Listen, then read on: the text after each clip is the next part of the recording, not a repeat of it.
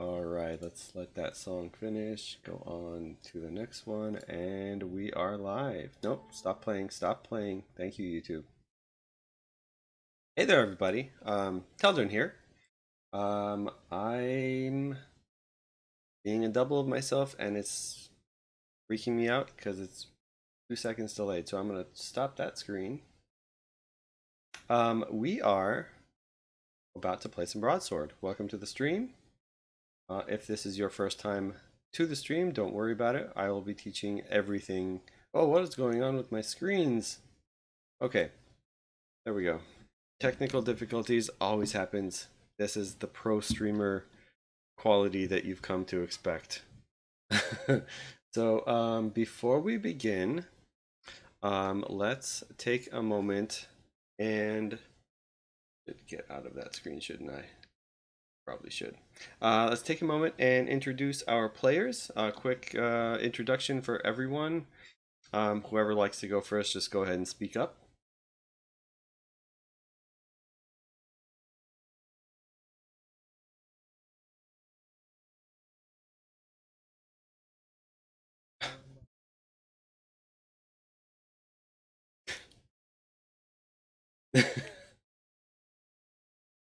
I can confirm the first, not so sure about the latter.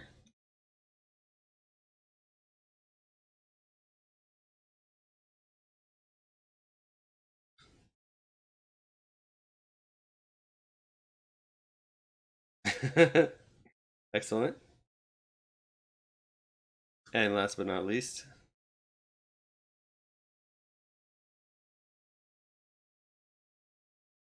Sorry, this is where you push to talk. You there? Yeah, there is something to be said about that.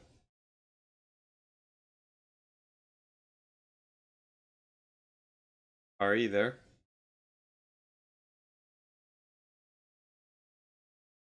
Can you hear us?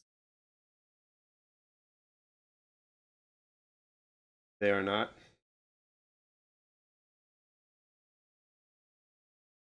Dang it.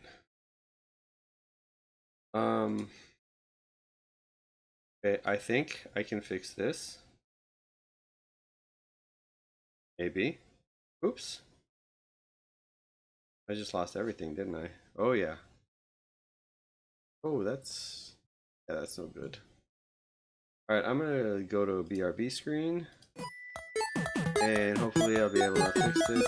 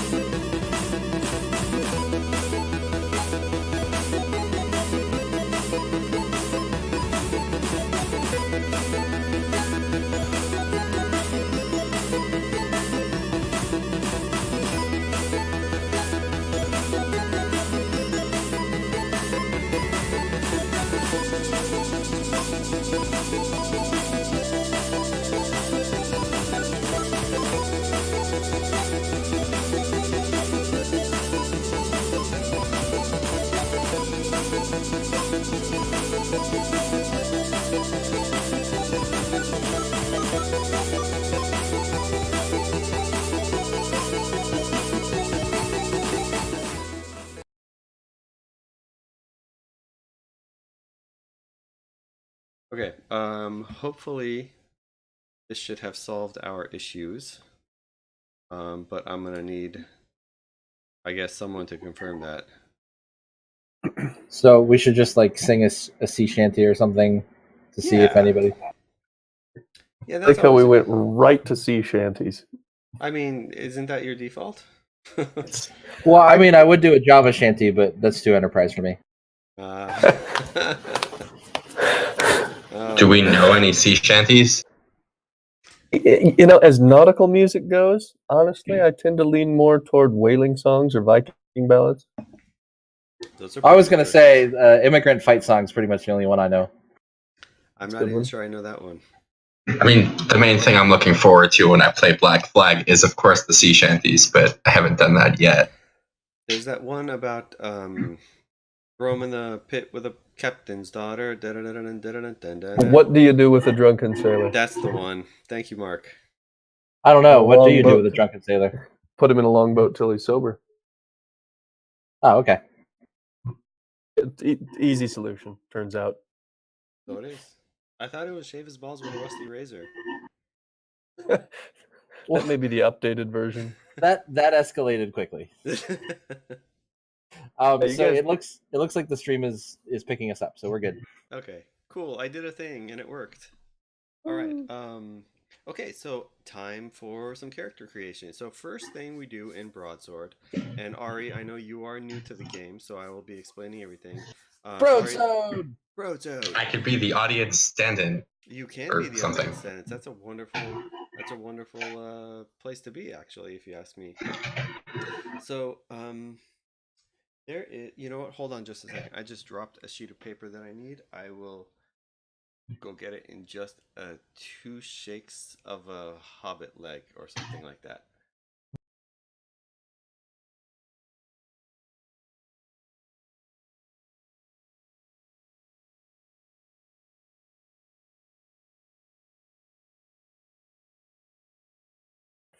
Okay, I'm back, and I'm sure I probably missed like three different excellent puns in the meantime. I got ahead covering all our bases on that one. Okay. Okay. So Broadsword, if you are not already aware, is a tactical fantasy dungeon crawling adventure role playing board game. Now that does sound like a mouthful, um, but a lot of people believe that it's a lot of fun, and I'm gonna have to agree with them. I am the designer and creator of the game, so this is gonna be hopefully a lot of fun. The first thing you do in the game is to create your character. The way you do that is you pick your race, you pick your class. There are four races: dwarf, elf, human, and halfling, and they each have different abilities that you can pick. You have I believe they have two. Let me pull this up here for our viewing audience. Um, so dwarfs here. I have the dwarf. Let me dwarves in the base game they have a choice of stone cutting and sturdy. I'm gonna need a PDF of the actual thing, don't I? Do I have a copy of the book here? Yes, I do. Always nice to have a copy of the book right on hand. So I will go over to the races part. So, oh, I don't need to do that because Roll20, I have had the foresight to put that crap in here. Look at me. Look at me go. Yay! All right, so taking dwarves as an example, dwarves in the base game they have a choice between stone cutting and sturdy, and you can read here what they both do. In the expansion content, which is what we'll be playtesting here tonight, we will dwarves also get a third option that they can choose, which is poison resistance. So you have to pick one of these racial abilities between one of these four races, and then once you've done that, you pick a class. And there are a dozen classes in the base game, and there are, I think, a dozen more in the expansion. Let's put this over So was I here. supposed to try and pick race and class stuff from the extra content? So, not necessarily, because if you want to pick, you can pick something from the base game, but if you do, you'll have to go with the expansion content ability. Does that make sense? Like if Okay. you, yeah, like the dwarf, for So example, if you wanted to play a dwarf, you absolutely can, but you have to take poison resistance because that's what I'm trying to, playtest the expansion content. So there's no point in taking a base um, ability if that's not what I want to test. Okay. And then the classes are divided into three separate categories. There are fighter classes, which are your melee guys. They can hold a lot of weapons. They can wear the best armor, but they can't use any magic. Then you've got your caster classes. And by the way, let me see if I can expand this a little. Your fighter classes are Berserker, Hunter, Paladin, Ranger, and Warrior. And then you've got your caster classes, which are basically the opposite of your fighters. They're your spellcasting classes, your magicians. You got the Aeromancer, which is an Air Mage, a Geomancer, an Earth Mage, Hydromancer is your Water Mage, Necromancer, everyone's familiar with the Necro, and Pyromancer, I think, is also equally popular. And then you finally got your hybrid classes, which are kind of a mix of both fighter and caster. They can't use the best of everything, and they don't have as many spells as casters do. But they are a little of both, so it's kind of a best of both worlds situation. And those are the cleric and the druid. Now, for the new classes in the expansion content, and again, once you pick your class, you get an ability to choose with that. And I will go over for fighters, you get an ability which is expanded to a choice of two in the expansion. For example, Berserkers would get the Rage ability in the base game, and then in the expansion you would have a choice between Rage and Savage Defense here, and that applies to all of the fighter classes. For the caster classes, the caster classes do not get an extra ability. What caster classes get are meta magic talents, which are I'm opening way too many windows here, aren't I? Meta magic talents are like a modifier for your spells that costs mind points. I'll go over what mind points are in a little bit. And there are, I think, 22 or 24 of these. I can actually count them, but I'm not going to count them right now. I don't feel like counting. So the meta magic is expansion content. Yes, and if you want to know what I'm talking about, all the stuff is under the handouts in the journal tab over Yeah, on I've the got right it side of there. your screen. Yeah, everything is listed and described. Yeah, so like if you're gonna cast, for example, if actually there's an example here, and I'll read through it in case it's not clear on the screen for viewers at home. For example, if a Geomancer may decide to cast an empowered maximized stone spell. So in this case, stones is the Geomancer spell.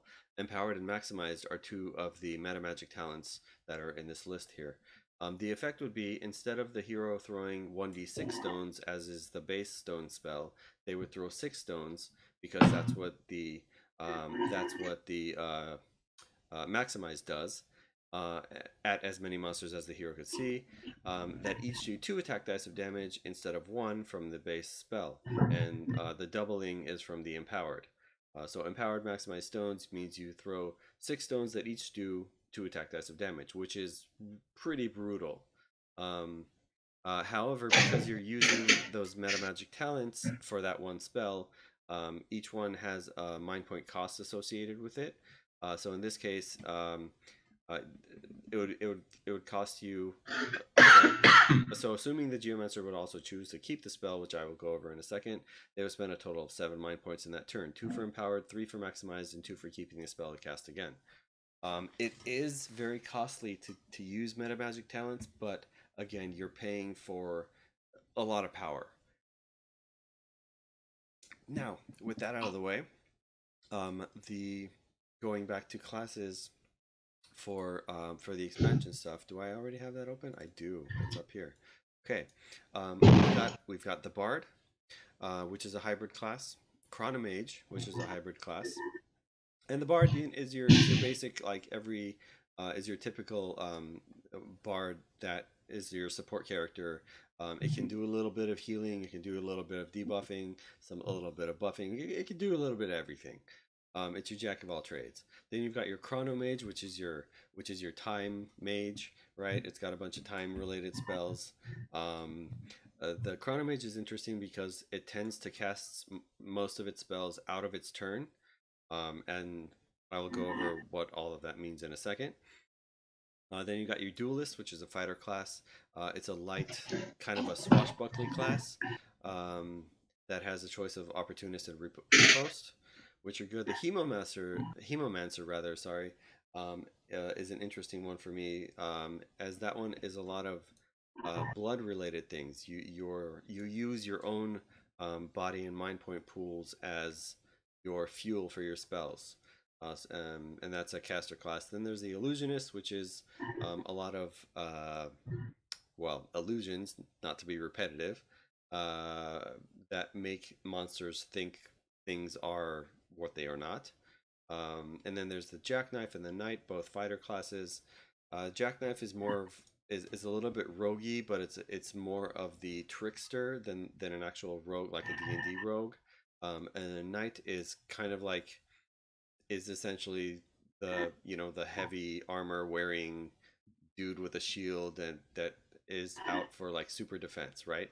And then there's the monk, which is also a fighter class. The monk is all about movement and attacking more than one square at once, and attacking without weapons if you want to.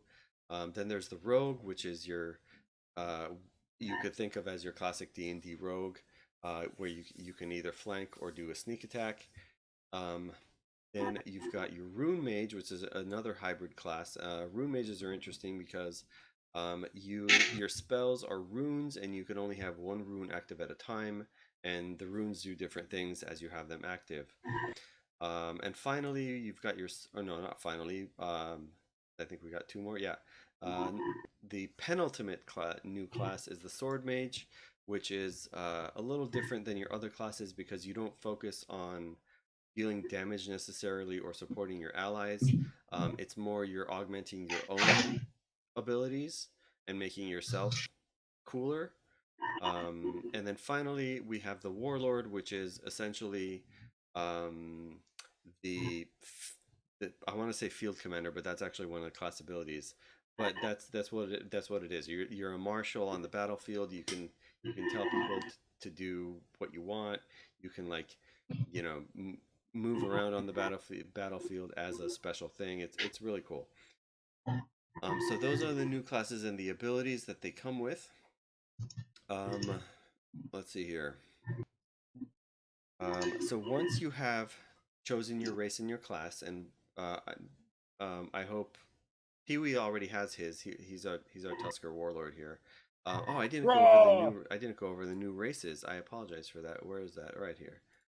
So the new races. So again, the base races: dwarf, elf, halfling, and human. The new races in the expansion stuff are Bornik, which are your badger people. You've got your canids, which are your dog people. And because I should also mention because the expansion content added an extra ability to the base races, the new races will come with a choice of 3 that you can choose from instead of 2 as it was before. You got your dragonkin, which everybody knows. Ratatoskr are your squirrel people. There's a lot of anthropomorphic races in here, um, which I think is cool. But I'm also biased because I'm the one that wrote it. And then finally, you've got your sproutlings, which are basically plant kind of people. And finally, tuskers, which are your big elephant dudes, which is what Pee-wee is going with his Tusker Warlord. What is going on over there?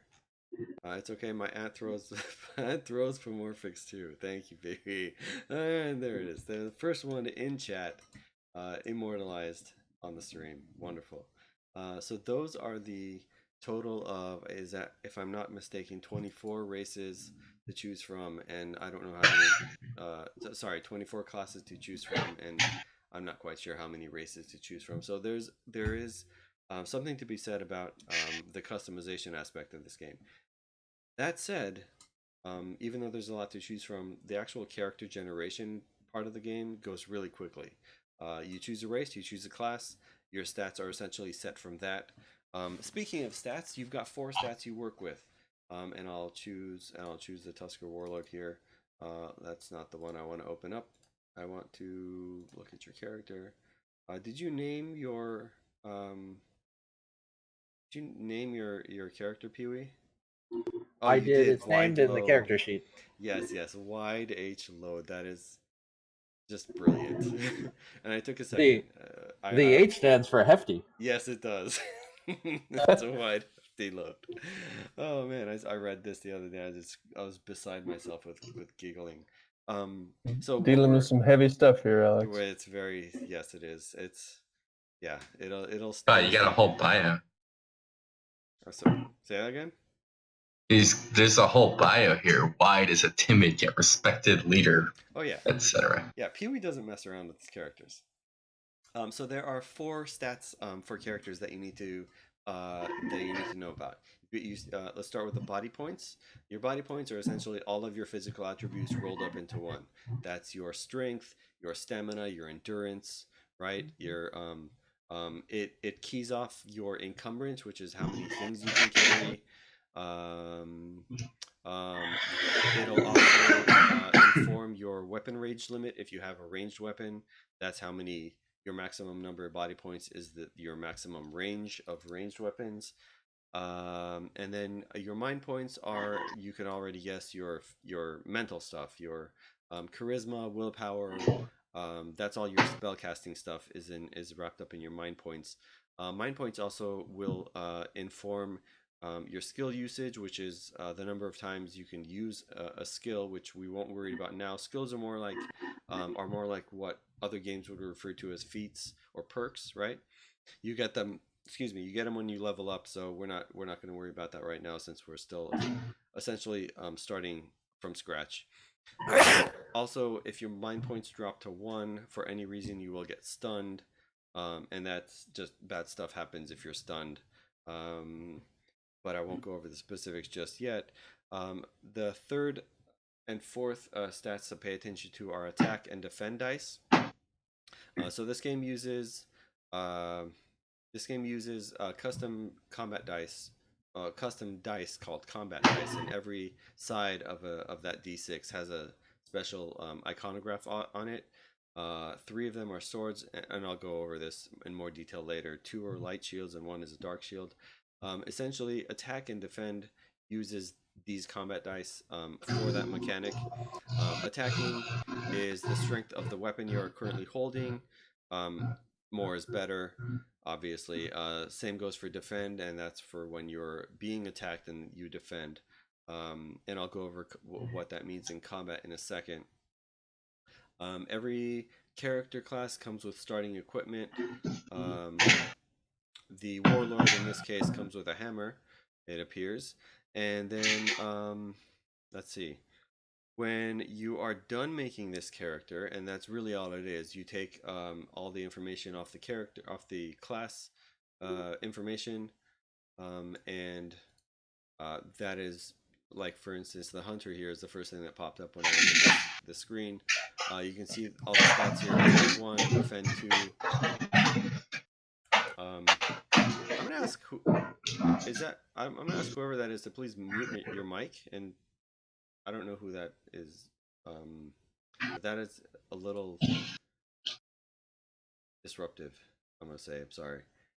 Um, yeah. So the hunter here has attack 1, defend 2, body 6, and mind 5. So it's pretty good for a fighter class. And it starts with a dagger and hatchet. So that's the stuff. And then you add that to whatever bonuses and abilities you get from your race, and that is your class. It essentially, you can make a character in, I don't know, 2 minutes if you really knew what you were doing.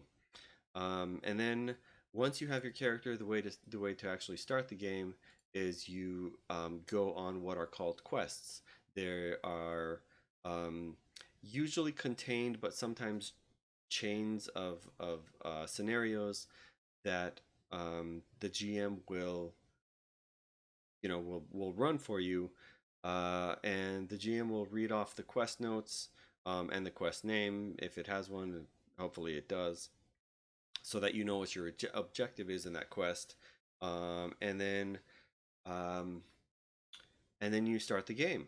So before we get to that part, I want to finish up the character creation bits.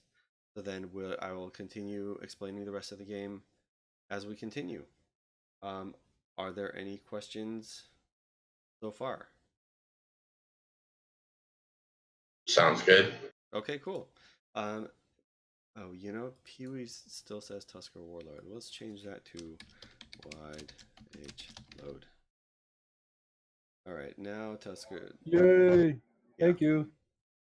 Okay, with Pee-wee's character done, I can focus on who wants to go first, Mark or Ari? I'll defer to Ari if you want to go next. You are more than welcome to. I already have a pretty good concept in mind, so I can go now. I can go later. Your call. I don't care either way. I was going to do like one of the basic characters, but I don't know if I should probably switch that. I don't know what's up. So I'll just. let me interject here for a second. One of the cool things about Broadsword is that it's not really required to have like the the basic 4 classes like fighter, healer, DPS, and tank, as a lot of other games do. No, I'm sorry, not fighter. I forget the term I'm looking for, but Glass cannon. yeah, Tank? essentially. No, I mentioned tank, but whatever that is, you don't need like a specific role in the party to be successful. You could do really whatever you like, because a great majority of the classes can do a great majority of the things. They just do it in different capacities. The cleric is going to be the better healer, but a lot of the other classes have a little bit of healing as well. So it's not like you're going to be really missing out all that much if you don't want to be a specific role. So you could literally be what my point is. You could be whatever you like and not drag the party down. So with that said, what were you looking to be, Ari? So I was going to be an elven pyromancer, but I was. Those are like the basic classes. If you want me to choose I one see from what the you're saying. expansion, Yeah, so you can be an elf, but if you were to do that, you would have to have keen senses, which is your vicinity increases by 2, and we'll go over what vicinity means in just a second. So you can be an elf, but you will have to take keen senses. You don't get a choice in that. If you choose one of the new races, then you would get a choice of whatever those choices come with.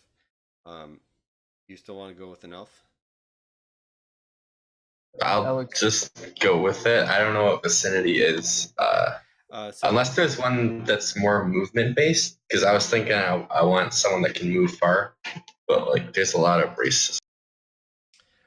um, can't think of any. I mean, humans I think get the +1, but that's only in the base game. The base version, not the ability for the expansion one is different. I don't think any of the new ones have a movement thing. Sorry, Mark, you were going to say something? My question was, why is he forced into taking keen senses? Why couldn't he take one of the other elven traits? Mostly because I'm trying to playtest the expansion stuff. Ah, okay. Right. So the The dragon can flight is a pretty good movement ability, and then you also have the born kick. Burrow is a pretty cool, or Yes. Bornick. Yeah, those are different traveling methods. It's not necessarily faster, and I got the impression Ari was looking for something that moved faster. But still, burrow could actually fly could as well get you to places that normal movement couldn't. Um, Ratatoskers also can scamper, gain +3, but you got to have both hands empty, not holding anything. So that I think might be the best choice for extra movement. Yeah, so I think I'm gonna do the Retatusker. Sure. Yeah, that's a Bless you. little hard to say. Indeed. Okay, so let's start with this new character. I'll be the Rattata from Okay. Pokemon. And which class did you say you wanted to be? I'm gonna be a Pyromancer if that's okay, or unless you want me to choose one of the new classes. Let me see here. Pyromancer is yeah, I would prefer, even though you do get to play with the mana magic talents, I would prefer you go with one of the newer classes. Since I'm almost afraid that the cost of the mana magic stuff is going to be a little too prohibitive for you to really get to play with too often. So yeah, if you don't mind picking something else, that would be splendid. I figure you're like more familiar with them than if I were to like manually look through them all. So what's a ranged class from the new ones? A ranged class. That's a good question because, funnily enough, there isn't like a ranger. Let me see. Almost every class can use almost any weapon. Almost. There are some that are restricted, obviously. I'm looking at races. I should be looking at classes. Wrong window, Tilden. Let's see. I mean, any of the caster people, any of the caster classes can do stuff at range because all the spells require either being within your vicinity or being within line of sight.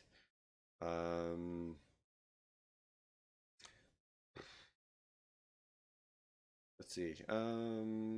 As well as the hybrids as well, because their spells are not restricted to melee. Thanks, Pee Wee. Assume I'm making bad puns while I step away. Alright, I think I'm gonna go with the Rune Mage. I don't know, looks cool. I like that choice. Good way to go. There's the Rune Mage. Alright, let's put this stuff in here. You get attack 2, 2, 5, 5. Okay, nope. And I need reference here. And my mumbling is only because I'm trying to create the character on the fly. That's not what I want, is it? That's also not what I'm looking for. Where is the thing I'm looking for? Was here. There it is. Nope, that's not it. Learn how to use Roll20. There it is. Okay, that's what I'm looking for. Oh, I see. You've customized it, so I'm not going to look at that. I will take a different character from a different game. Basically, what I'm trying to do is copy and paste the attack and defend macros. And I will go. That's a Roll20 specific thing. It's essentially one button that does all the things that you need it to do. And Makes sense. it's a lot easier than trying to put in all the the formulas and the different modifiers. And don't have a third one, so that's excellent. Don't need that. Yes, delete. Thank you. So what I'm going to need you to do, Ari, actually this would apply to Mark and Pee Wee too. I don't know if this would still have it from your original game since we played last time, is if you go into your collection tab over on the right side, under the first thing should be macros. If you just check everything in bar and then at the bottom of that show macro quick bar, that will bring up everything you need. Obviously, those watching at home, the players do not have as many things on the screen as I do, because I am the GM and I am God. But when they click on their token, they're going to see, oh, this is in the way. Over here on the top left, when they click on the token, they're going to get token specific commands, and that's going to be their quick macro buttons. Alex, just real quick, I'm seeing under macros, I'm seeing combat dice, move, and roll 1d6. Okay. So go ahead and check those in bar. Got in-bar checked on all of those. Funky little thing down at the bottom, I've got combat dice move, and then before it says roll 1d6, I'm seeing Brian Hershowitz attack, Brian Hershowitz defend, and Brian Hershowitz move +1. I don't know why you would be seeing that. Are you talking about near your picture at the bottom? It's down at the bar. I just read them in order.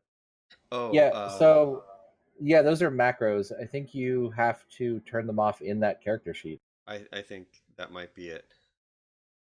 Which character sheet? Brian Hershowitz. Yeah, it stands to reason. I've just never played a character named Brian Hershowitz. I have no clue. Yeah, no, it wasn't you. It was someone else. I don't know why that would be assigned to you, though. Guess is just as good as mine. Okay, so I found the Brian Hershowitz Not showing macro character. bar, so that's interesting. In attributes and abilities? Hang on. Maybe they're copied There and we pasted go. into There another we go. Yep, got it. Yes. So on my screen, they're not check marked to be in your macro bar or to show as as a token action. So unless you just uncheck them.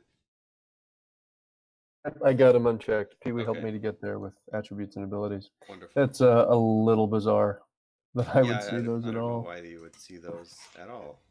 I learned that trick from Micro's dad. Thank you. Thank you for that. Okay, Glad you're getting the big picture there.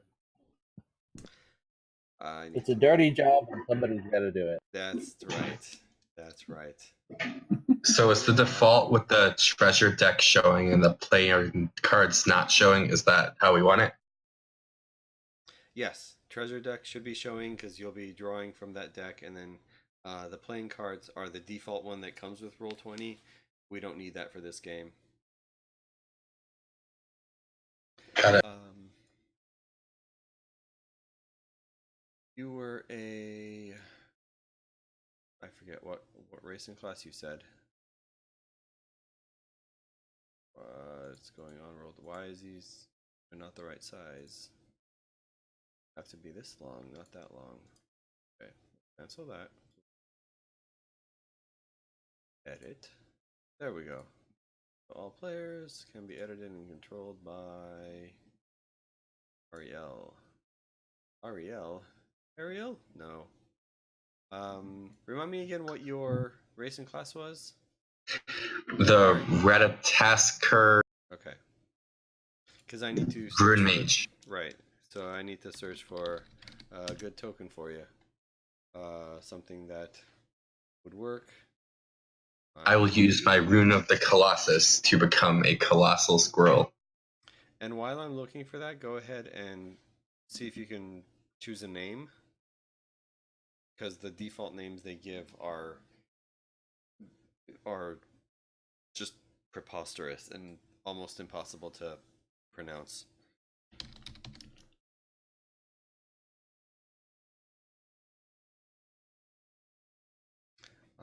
I'm just gonna do an image search on Google for this.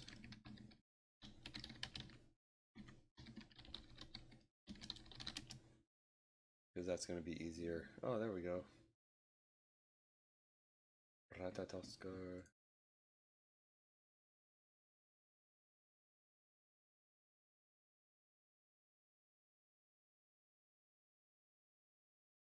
Normally this would be quicker, but you know, with the expansion stuff, I don't have any of the tokens drawn or made, so it's got to be all, you know, done on the cheap, as it were. To do this. Change. That's how birds do it too. They do it on the cheap. Mm-hmm. Understand the pecking order. Yeah. Hey, that's not gonna fly. That's not gonna fly. I'm just winging it over here, guys. So I found this Narnia squirrel generator thing, and I am thinking Sniffletoe. Sniffletoe, I like it. I don't need you. Don't need that screen up. I do not have a middle name nor a last name. Is that I am merely Sniffletoe. Is that one word? It is indeed. Yes, excellent. How do I get this I image like up it. in here? That image. It's got a sort of Redwall feel, I think. It does. I agree. Okay, click this. This goes over here. Out of the way.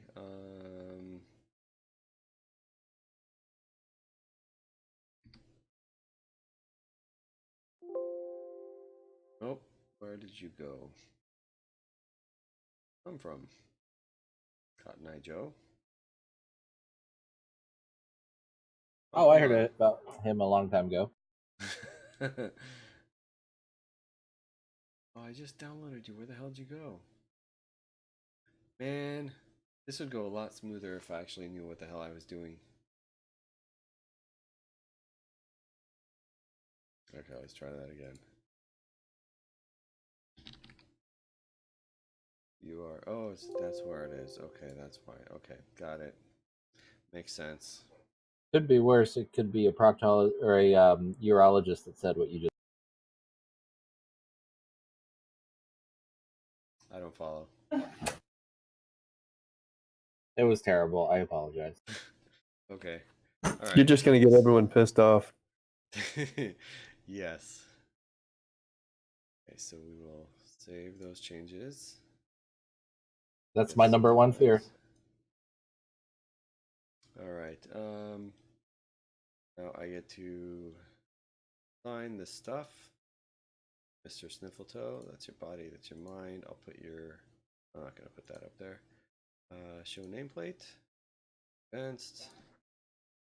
That is an epic picture, by the way. Right? I thought so as well. All that visible to everyone. So the new thing that Roll20 rolled out sometime between the last time I played last year and last week, which is the last time I checked in, is that you can assign whether players can see the bars that are overhead all the tokens. You can make it either visible to everyone, visible to only that are people that are assigned to edit it, or you can make them hidden, which I think is a neat little addition. Yay! Okay, so now Sniffletoe is The one and only. almost completely ready. Let me just edit it so that you have your token is selected. Perfect. All right, so now Sniffletoe is done, and even with that took what, all of 6 minutes, including the image search. So now when And I imagine it would be easier, like if it was in person. it really would, because you would have a character sheet in your hand, and you would just be transcribing from like the book, or the handout or whatever to your character sheet, and it would literally take like a minute. So now, Ari, if you click on Sniffletoe's token up on the left top corner of your screen, you should get 3 little macro buttons that came up, and those will be the buttons that you will be using for combat. Also, if you hit move, I'm not sure what move does. Oh, that'll just roll your d6. Cool, perfect. So I've got a red 5 button, a green button, a blue 5 button, a settings button, and a circle. I'm not sure what you're talking about. The macro, I assume these are the macro buttons that you're referring to. When I click it? When you select your token, Yeah. go over them I again. believe he's talking about mousing over the little square, the little picture that represents your character on the play mat. Is that not what when you mouse meant? over it, you get buttons. No, well, no, that's not what I meant. Sorry. What those are? So the red circle, the green circle, and the blue circle. That's what you're saying? Yeah. So the red circle are your body points. The blue circle are your mind points. The green circle I've left blank because there's nothing really good or appropriate to assign to it. You can assign whatever you like to it. I tend to use red for body and blue for mind. As you see on the rest of the board, everybody else has a red bar and a blue bar. When you click on their tokens, if you can click on their tokens, it'll come up with the same values in those circles. and when you're during combat, if you click in the circles and then you'll get a little pop-up that says how you can change your numbers, and it'll change the visible bar. But yeah, no, that's not what I was actually talking about. If you look further to the left, at the very edge of your top left corner of your screen, that's where you will see your macro buttons. The top left, attack, defend, and move. Those are the ones, yes. Got it. Okay, so Sniffletoe is done. Let's get Sniffletoe into the characters lineup. That leaves you, Mark.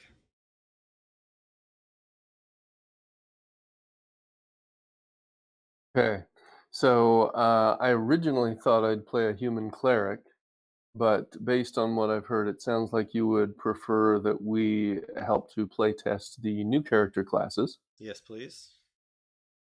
So in that case, I am inclined toward playing a human hemomancer. Kind Cool. of prefer to just call a blood mage. Yes, I do too, but I have the whole Mancer theme going on, with the exception of Illusionist, which Illusiomancer just doesn't roll off the tongue as well. And everybody knows what an Illusionist is, but that's it. That's the only exception. But yeah, all the caster classes you may have noticed all end in Mancer, and that's just for consistency's sake. Okay. Bard is another exception. Bard is a hybrid. Fair enough. Okay. Still cast spells though. Anyway. Yes. But that's Hemomancer. Yeah, I'll go with a human hemomancer. Human hemomancer it is. Sounds like there's just one family full of wizards that all have the same last name, kind of like Baldwin. Hemo Baldwin. Hemo Baldwin, yes. We are going to save the changes on that. Abilities 1, 2, 3, 4. Let's pull up the not Rune Mage. That was that, please. There we go. Hemomancer. Body is 5. 5. Defend.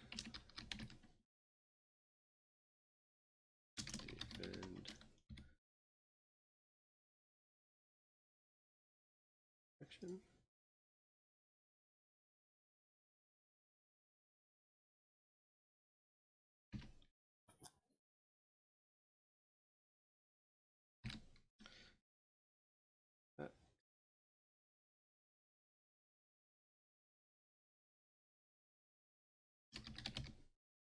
And that should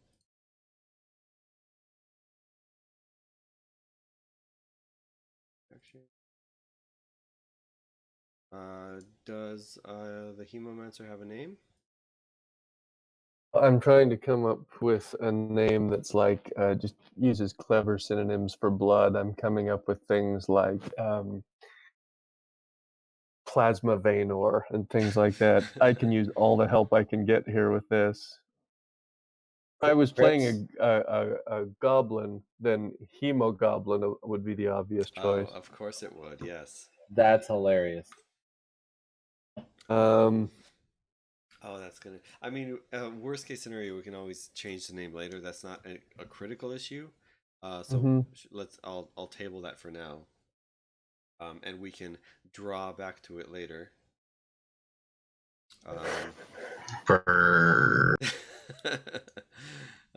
Yeah. I mean, I gotta get my fair share in as well. You're just needling us now. Every drop counts. So we will make that body. We will make this bind nameplate. We will have to change that later though, because it attached the basic name to it. 5. And that should be do it. Okay, so then we go back here, edit, token, and that should be it for your character, Mark. Okay. I'm trying to spot him on the map. Hang on, I think I need to scroll. It's at the very top of the screen, top center. Oh, I see it. So we've got Wide Load, Sniffletoe, which I think is a fabulous name and very great. fitting, and Thank you. he who will, or he or she who we will be referring to as Fokro from now on, until the name gets solidified. You know what? I think I've got a better name for you. You ready? Yeah, let's go for it. Penguin for the first name, and Clotgore, Clotgore. Did you say linguine? Penguin, Sanguine. Okay, okay, got it. Sanguine Clotgore. Yes, That works. Hemo Mage. Of course, I dig it. Yeah, the name Mother gave me sort of set me on the path. Indeed. Yeah, I decided to just go with the flow. Sounds like this kind of thing runs in your veins. Excellent. Sadly, we also have, a streak of diarrhea in the family. You might say it runs in the genes. Oh man, that's horrible. You guys invest in brown pants, do you? Oh yeah, cornered Okay. the market. So now, we have our party, we have our characters. They're all set. You can see that Sanguine's character went a lot more quickly because I overcame my stupidity with Roll20, essentially. But yeah, that's really how quick it is. It's just a couple minutes.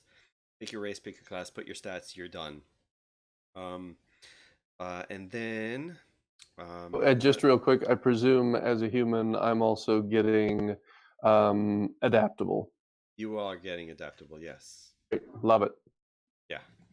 Which should be great for you because you are all about your using your body and mind points as your fuel pool, which is hard to say. But yeah, that's wonderful. That's a great choice for you. I don't know if that was on purpose or not, but that is a brilliant move. I can't wait to see that in action. Okay, so now, moving on with the instruction phase. Let us move on. Well, before I move on, I will go over the rest of the basic rules. So the game is played in rounds. You guys might actually. I have to take this out of the turn order. I don't know if you guys can see that. That to one. But you. So, you guys should have just had your turn order screen come up on your screens, showing Yep. the order. So the game is played in rounds, and the way rounds work is at the beginning of every round, the players can decide what order they can go in, and that this is you can call it initiative if you like, but the players decide what order they go in, who goes first every single round. The GM will always be last. That is one of the, I think, very few rules in the game that doesn't have an exception. And then on your move, you can what you do is you take an action and then move, or you can move and take an action. And I'll go over what actions are in a second. What you cannot do is start your movement, take an action, and then continue your movement. And so to move, that's what the move macro button here is for. You roll. Everybody gets a d6 plus 4. That is your basic movement mechanic. Some classes or some spells might give modifiers to your movement. Excuse me. If they do, you just add it to it for that turn or for however many turns it applies for. But yeah, it's your movement mechanic is d6 plus 4, which the macro takes care of. So that's one click done. You can only move orthogonally, not diagonally. That means up, down, left, and right. Every square is one movement. There's no 5-foot measurements here. If you're only going to move on your turn between 1 and 5 squares, since 5 is the lowest mathematical number you can roll anyway, you don't need to roll. So if you're only going to move between 1 and 5, just say I'm just going to do a basic move, which is the term for it, basic move, and you move that many squares without rolling. Now I mentioned actions. What are actions? There are 8 total actions. The two most common are attacking with a weapon and casting a spell, depending on your class, obviously. If you are attacking with a weapon, melee weapons, you have to be adjacent, which is one square top left, up, down, left, or right of you. If you have a ranged weapon like a bow or a crossbow or something, your ranged weapons have a maximum range of your maximum body points. So let's say Wide Load had a bow, he could shoot it 6 squares away, which would actually be pretty far. Let me see if I can get the south center. Okay, so that would be, nope, that's not it. Actually, I have to click on that, don't I? So that would be this far away from his square. I hope that showed up on the screen. I don't know if the measurement rule shows up on others or not. I saw it. Okay, perfect. And then when you're attacking with a weapon, right? So when you're attacking, you're working with the combat dice. I'm going to roll back to the combat dice that I mentioned much earlier on. When you're attacking, you roll the number of combat. You'll roll you'll hit your attack macro, which will roll combat dice for you, depending on how many you have. And what you're looking for are swords. And I will take this example here. That's just one. All right, so here's a good example right here. Up on the chat screen here, I rolled apparently 1 combat die for Sanguine. The first one was a Dark Shield. These are no good. When you're attacking, you're looking for swords, which are these bits over here, which I know you players can't see what my mouse is on, but you'll know what I'm talking about. It's a sword on the dice. If you roll either of the 2 shields, that's a miss. And when you are attacking, the number of swords you roll or the number of hits you do, and then the monster will defend, trying to roll dark shields. And if you recall, there is only one of these faces on the d6, so it's statistically in your favor that they usually will not pull that off. Sometimes they do. Some monsters are resilient as fuck and just don't die. It's just great, but it doesn't happen often. So that is your first action, attacking with a weapon. Second action, casting a spell. Spells are single-use things. Your spell list will say what spells you can use. Once you cast a spell, like I said, you can't cast it again for the rest of the quest unless you decide to burn 2 mind points, and then you can keep it and cast again later. And then that is the second action. The third, fourth, and fifth are searching for treasure, searching for traps, and searching for secret doors. These are 3 separate and distinct actions that you can take on your turn. And for a little more detail, searching for treasure, you cannot search for treasure if there are any monsters within your vicinity. And by the way, your vicinity is a 5-foot diameter, 5-foot radius centered on your square. So it's a pretty big circle around you. And you'll see it if we get into, I think we will. There's still plenty of time. Once we get into the map, you'll see what I'm talking about with in regards to your vicinity, because you'll see your dynamic lighting in effect, and you'll know what I'm talking about. Searching for traps, there are 3 kinds of traps, but we're not going to get into that because that's a little spoilery. But you can, again, these 3 searches cannot be done if there are monsters in the room or within your vicinity. You have to do it when there aren't any. And if you do find traps, that only means you find traps. You don't disarm them. Disarming them is another action, which is the 6th action.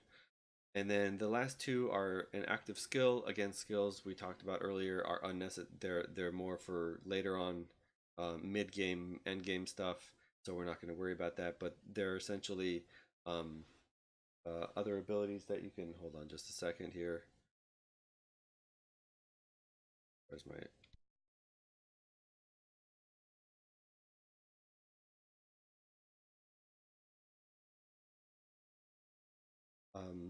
They are, what was I talking about? Sorry, yeah, active skills. They are essentially just extra abilities that your character can use at higher levels in the game.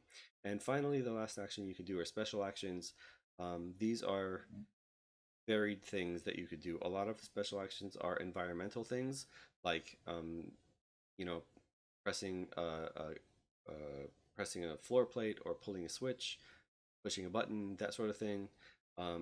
But they are also things that some classes will say. It'll say as a special action you can do blah blah blah, or as an action blah blah blah. Those are your special actions.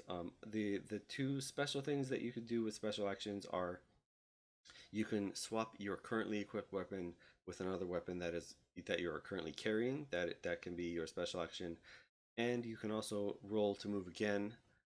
You could double move if you have moved and find that there's no actions you can particularly take on that round. You can opt to move again to get farther where you need to go. So those are your actions. I have to step away for just 1 second. I'm gonna hit up the BRB screen. I am needed in the other room for just a second. I will be back in 2.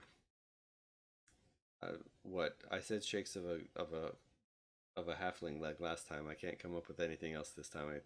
My brain is not working that fast. So I will be right back. Hang out, and I'll be just a second. The flaps of a pixie's wings. Yes, that works perfect. Thank you. A little break too.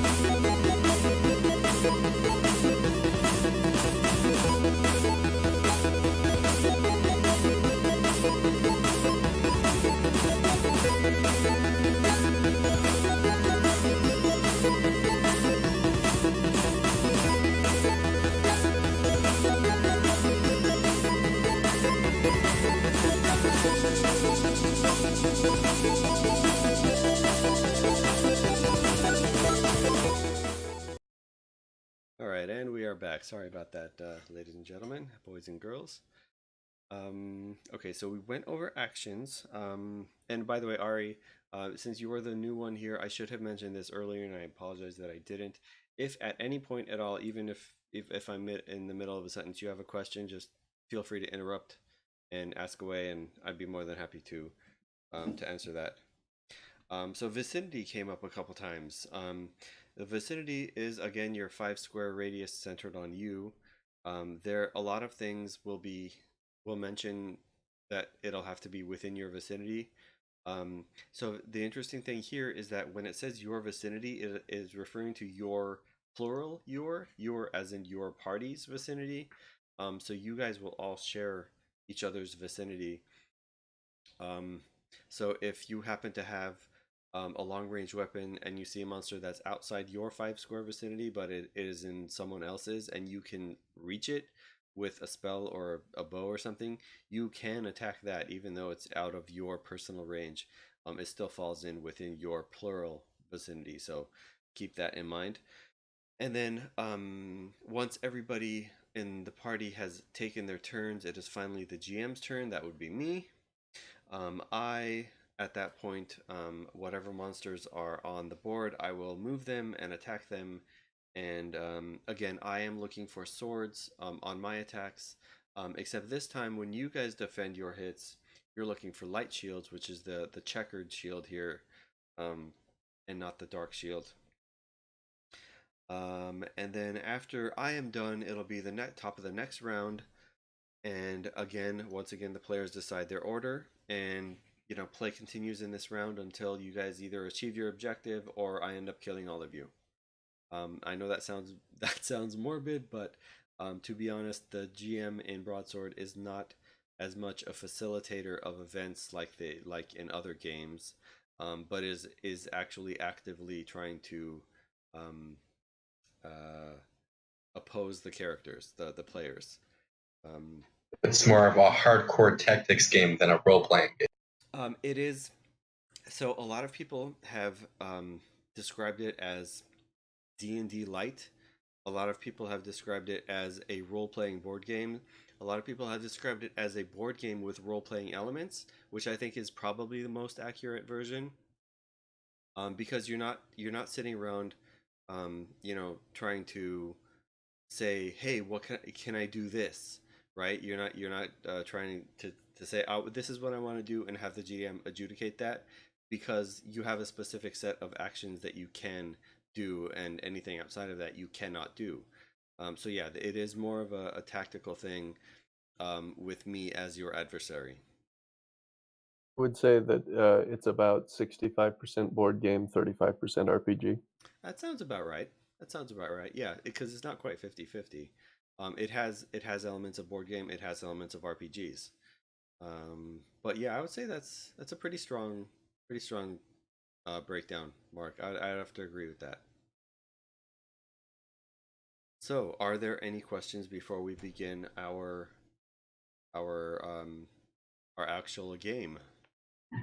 This isn't relevant here, but I'm just curious. I saw in the video like the 5 square vicinity was round. Like, how does that work when people are playing in person? It's an eyeball thing. You kind of just eyeball things as the people are moving. Say they have a movement of 10, for example, and they move halfway, and they get to a point where you're like, that's about far enough to see a monster, and you stop them in the middle of their movement. They don't stop their movement. They can still continue. You're just stopping them to like put down the mini or the token on the board, and then when you've done that, then they can continue their movement, or they might alter it in most cases, because you're essentially updating the board in real time. That's how that was. At least that's how I run it. Every GM is different, and um, some, I don't know. There might be some GMs who want to place everything on the board at the beginning, and just have like one of those, those mini rule that those little tape measures they use for miniature games like Warhammer or whatever. They might do that, and as you're moving, they'll continually measure. I don't know. I can only speak for myself. The way I run it is on a physical tabletop, I eyeball it. Um, and as I said, I'll just stop you mid movement and say, hey, you've got to a part where you can see X, Y, and Z monsters, and I'll put them down, and then you can continue the rest of your action. Does that answer your Makes question? sense. Yeah. Yep. Cool. I want to say it's like Moria, but I don't think anyone else has played that. Oh, that's a relative of Rogue and NetHack, correct? Yes. Yep. Okay. Schooler right here. So I am going to move us to the game screen. So now you guys should just see a big black screen. And if you see anything other than that, then I am not doing my job correctly. Big black screen. Perfect. Ditto. Um, And Alex, before we get too far afield, just a quick synopsis. When I'm attacking, I'm looking for swords. yes. I'm looking for shields.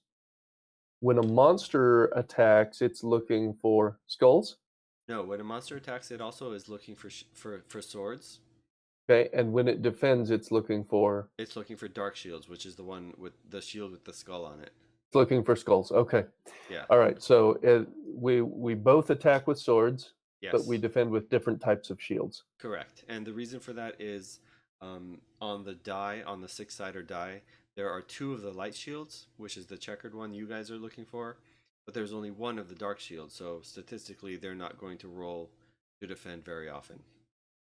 I you am guys? actually looking at the physical dice that I earned for backing Broadsword, and Yes. I can Thank you very much for verify the that. truthfulness of what you're saying. Yay! I would have been utterly and just shocked and mortified if that were not the case, because I have, believe it or not, an entire bag of them right here. Um, I'm so jealous. you can purchase Should them. be. You can purchase as many sets as you like. I have. Wait, I'm actually. really? Yes, absolutely. That's what. I'll That's be what. sending you money soon. Okay. I'm actually in the process of setting up BloodyEyeGames.com, with a store for all the different stuff. Um, and let me just get this out of the way. Um, this edition of the game is essentially first edition, and it's kind of all over the place. I once this expansion is released to the public and available for sale, which again, by the way, parentheses, I'm currently working with my artist who also did the covers for the first two games, which I will show right here up on the camera, for people at home.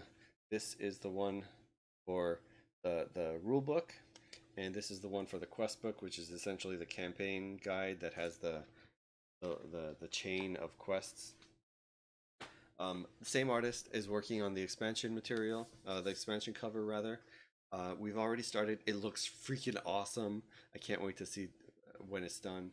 But yeah, back to the original point I was trying to make. Once that is released, I will be starting work on Broadsword 2.0, the second edition, which will be a full boxed board game with everything included that you can find in your friendly local game store. Be Um, awesome. it will. Um, I'm gonna have to go back to Kickstarter for that because that shit is fucking expensive to produce and manufacture, and the logistics and shipping and all of that stuff is just monumental. So be on the lookout. In the meantime, I should have my site up within the next month or so, hopefully within the next couple weeks. BloodyEyeGames.com, where you will be able to purchase all the stuff. As it stands, as of right now, the the books, and some of the tokens, and sorry, some of the extra materials like the character sheet and that sort of thing, they're on DriveThruRPG, Bloody Eye Games. The dice are directly through me. You can email me, bloodyeyegamesinc@gmail.com. And the tokens, which are right here, a big bag of 200 plus tokens, um, for the base game, are through the Game Crafter. So I've taken these, what I'm essentially referring to as mistakes, having it be so fractured, and consolidating them into a single box, and it's going to be a good time. I'm still very very far out from anywhere of that, but just so you guys, as players, and you guys that watching at home, are aware, there will be Broadsword 2.0. That probably won't be the actual name. It'll probably just be Broadsword Second Edition. But yeah, it'll be an actual box board game. I still have some logistical stuff rules wise to figure out, but that is on the horizon. That's what's coming up next. So Is there any chance you can call the expansion Fire of Wrath? that is, oh man, that's brilliant. Fire Roth. Oh man, that I really really love that idea. I think that might happen. Would that be the subtitle? Broadsword version 2.0, Fire of Wrath. Fire Roth. I can't do it with the same accent though. Hey Maggot. Fire of Wrath. You not a face, but not this channel. What magic is this? Welcome, Maggot. Yes, this is my Bloody Eye Games channel. This is my game. This is my game company channel, where I will be streaming all the board game stuff that I do. This is the first episode of it, so welcome to that, as well. Um, uh, Ladies and gentlemen of everywhere who is either hearing me or watching me, Maggot is part of my Patient Gamers stream team, and is a cool guy, plays fun games. Please give him a follow if you're watching on Twitch right now. Cool dude, worth your time. Thumbs up. Okay, so with that, you guys, Just real quick, Alex. I'm yeah. sorry to interrupt. You made reference a moment ago to video, things like that. Can I get access to this, or is it just the streamers that are able to see video? Well, if you go to twitch.tv/BuddyEyeGames, that is where you will see our current live stream with a couple second delay, obviously. But the video I think Aria was referring to, is if that's the one you were referring to, that is actually Oh, are on you talking? YouTube. Go You're ahead. talking about that video or the VOD for the stream? I was talking about the one on YouTube. Yeah, so he posted that to the Discord. That's where I Yes, had it. that's correct. Yeah. So it's like a 5-minute intro video going over pretty much all the basics that I covered in much less time. It's more succinct and has like nice visuals using actual tokens from the game, going over pretty much all the basic concepts. It skips over some of the stuff that I won't get into because it's more of the nitty gritty stuff. But yeah, the broad overarching basics of the game to let you know what you're in for, essentially, it can be found in that video. And you know what? I'm going to take a second here and post that link up in Twitch chat so that people at home who don't have my Discord can get that. Do I have that pinned? Hopefully, no, I don't think that I do. I suck. I should really have that pinned. That. Where are you? There you are. Okay, up in Twitch. Quick thing, if you could turn up your volume, just your mic, others are fine, that'd be great. Okay, I actually turned my mic down because I was peaking, but yeah, I can definitely turn that up. That back up. Is this any better?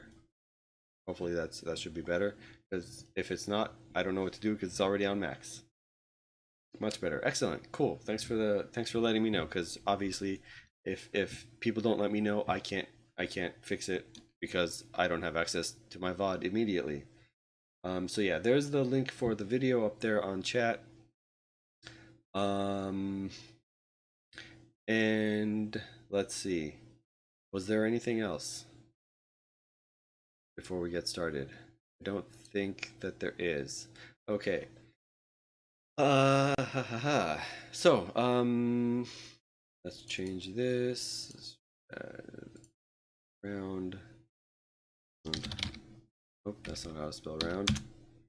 Round calculation. 1. Add.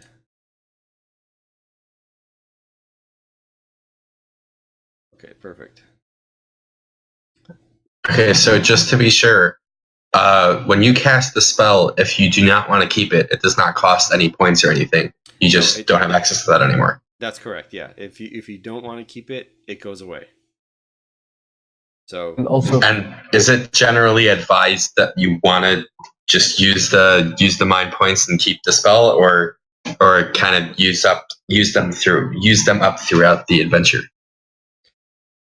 Depends on the spell, I would say. Like if you have access to a couple different healing spells, for instance, you obviously don't want to use up all your spells in the first couple rounds. It would be reasonable and advisable to keep some for later on when you would need them. So it's kind of on a case by case basis. It's really up to you. If you want to burn all your, if you want to burn, if you're a caster class and you have 9 spells to work with, and you spend the first 9 rounds casting every spell and not keeping a single one, and just want to go melee with a knife or something for the rest of the combat, totally fine. That is a valid concept. Not a very smart one, but it is a valid concept. Practically speaking, what we've seen is wizards will find 1 or 2 spells that they really like, and then the other ones they'll save for special occasions, and then not bother saving. Yes, there are a couple what some people have called boss killer spells. I don't know that that's actually appropriate, but yeah, they're essentially powerful. All the spells are powerful, but powerful spells that are more effective for bosses than they are on your regular cannon fodder. Circle of Death. Yeah, exactly, right? That is a necromancer spell for anyone wondering at home. So before we begin, I would like to confirm with you guys if this current turn order looks good to you or if you want to move things around. I just see GM 0 round 1. I don't see us on Can it. I move you guys I over? don't think our tokens are on here. Your tokens I, are not on there. Is that why your turn order is not coming up? I Probably. just see I GM think in so. round 1 showing up on Okay, turn that's order fine. as well. I can fix that because your characters.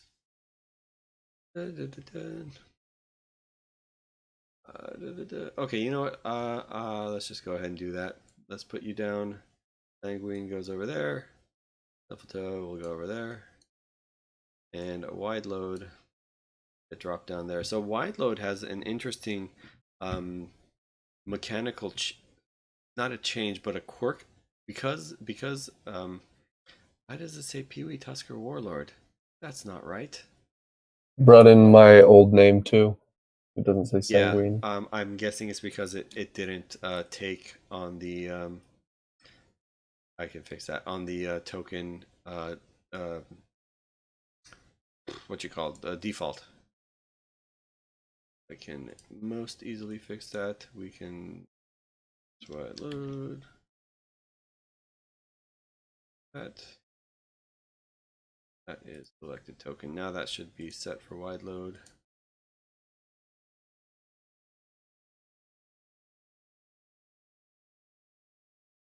Can't see the top of the screen there. Oh,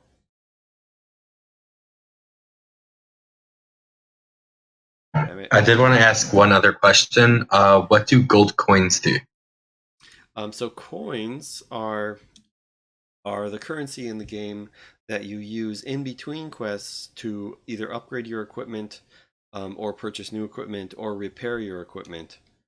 Um, I shouldn't say upgrade, that's not the correct term, but yeah, it's used to buy stuff. Speaking of buying stuff, because we are doing this as a one shot and not a full campaign, you guys are a bit underpowered as you stand right now. So that is an excellent question because otherwise I had forgotten to do this and I would have remembered too late when it would be just a mess. And so here's what we're going to do. Everybody gets 400 gold coins to play with. Yay! And the things you can buy are under the handouts on the journal tab or under armory. Everybody already, your class already comes with a weapon. It might come with armor. Most don't, but some do. You can purchase your armor. Now, one thing to be aware of is that your class determines what you cannot use. And a lot of the weapons, almost all the sorry, not just the weapons, but a lot of the items have keywords. Um, there are like what 10, 12 different keywords here that apply to everything, and your class will determine which keywords you are restricted from using. So keep that in mind when you're looking through the list of things to get. If you like your weapon, you don't have to get a weapon. I would usually suggest picking up one or picking up down at the apothecary a potion of healing and a potion of clarity, because those are going to be your body and mind point restorations if you don't have access to an immediate healing spell of some kind. So what was I going to do otherwise? It, how much do our existing weapons sell for? Every item that you try to sell back sells for half its purchase price, round down. Okay. Damn it. Why is it not working? Unfortunately, when I try to add your guys to the turn order, the pop-up is only popping up instead of popping down at the top of the screen. So this is gonna have to I'm gonna have to do that. There we go. I'm giving you guys an extra square of visibility, unfortunately, because it's just not working otherwise. Um, oh.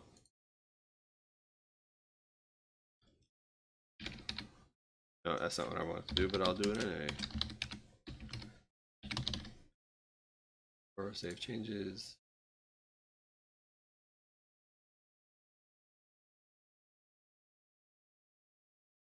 That.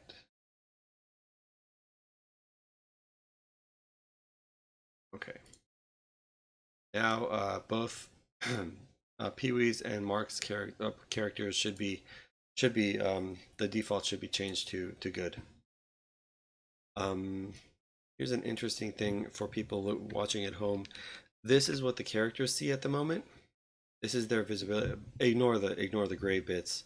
That would actually just be black from what they would see. But everything colored in, that is their collective visibility at the moment. And now that you guys are in your turn order, which you should all see, right? You guys are all in the turn order. Yep. Okay. Does that order look good for you? With me.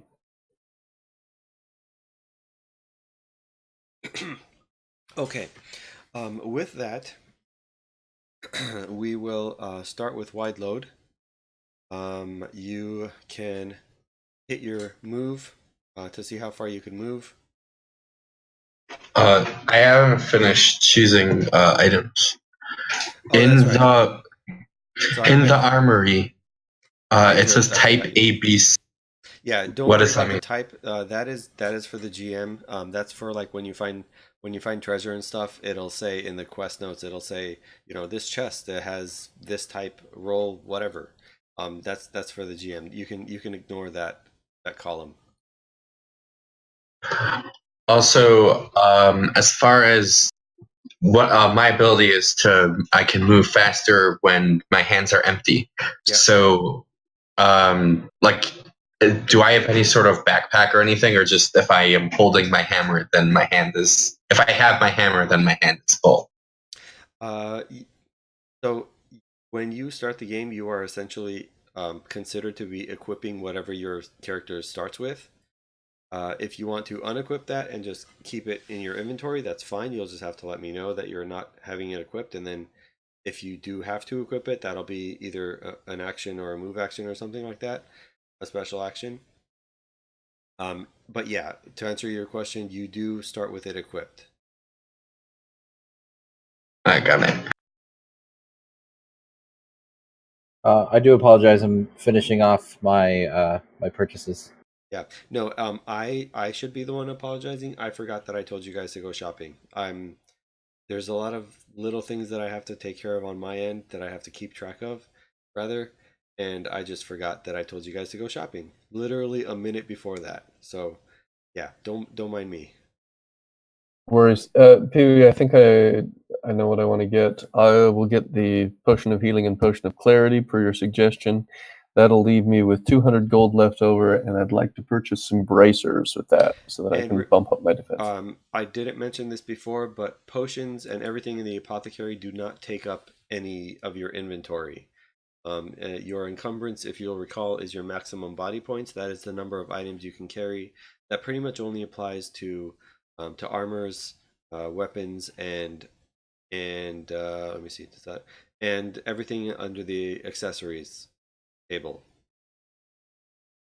Okay, so one item per body point. Yes. Got it. Okay, so you're okay with those 3 items then? 2 potions and bracers. That is a pretty solid set of things to buy. Yes, that's good. Well, and eventually, yeah, I was just going to say, eventually, I'd like to get a better weapon, but I'm hoping that an obliging monster will drop one after we have relieved it of its life. It's possible. Yes. So I have sold my hammer for half its value. Yep. And picked up a halberd and a buckler, so that I can take advantage of this whole two-handed weapon thing. Yeah. That is wonderful. I'm glad you went that route. I wasn't going to say anything, but I'm glad you picked up on that. What's the two-handed weapon thing? So because Pee-wee's character is large, what happens as a large character is that you gain +1 movement, and you can also carry two-handed weapons in one hand. Two-handed being one of the keywords for the weapons. And if you have a two-handed weapon, you can't carry anything else. So because he's large, he can carry what did you say, a Halberd and the halberd? buckler. Right. So the halberd is a two-handed weapon, and the buckler takes up your offhand. So I assume that the two-handed does not count for bows. No, that does not count for bows. That would just be ridiculous. I do like being ridiculous, but I'm going to go You ahead do. and not press my luck on that. Okay, If yeah. you So could I have convince me, if you could convince me of how a character could realistically draw a bow and fire one-handed, I would let you do that. using their With trunk. or Damn it, teeth. that's a good idea. Challenge accepted. Just, yeah, right. The, That would the one actually work. archer that uses a trunk to steady the bow, and the other hand to draw it. Yeah, that's actually really cool. I like that answer. But yeah, no. I'm actually not serious about that. I think the restriction makes sense.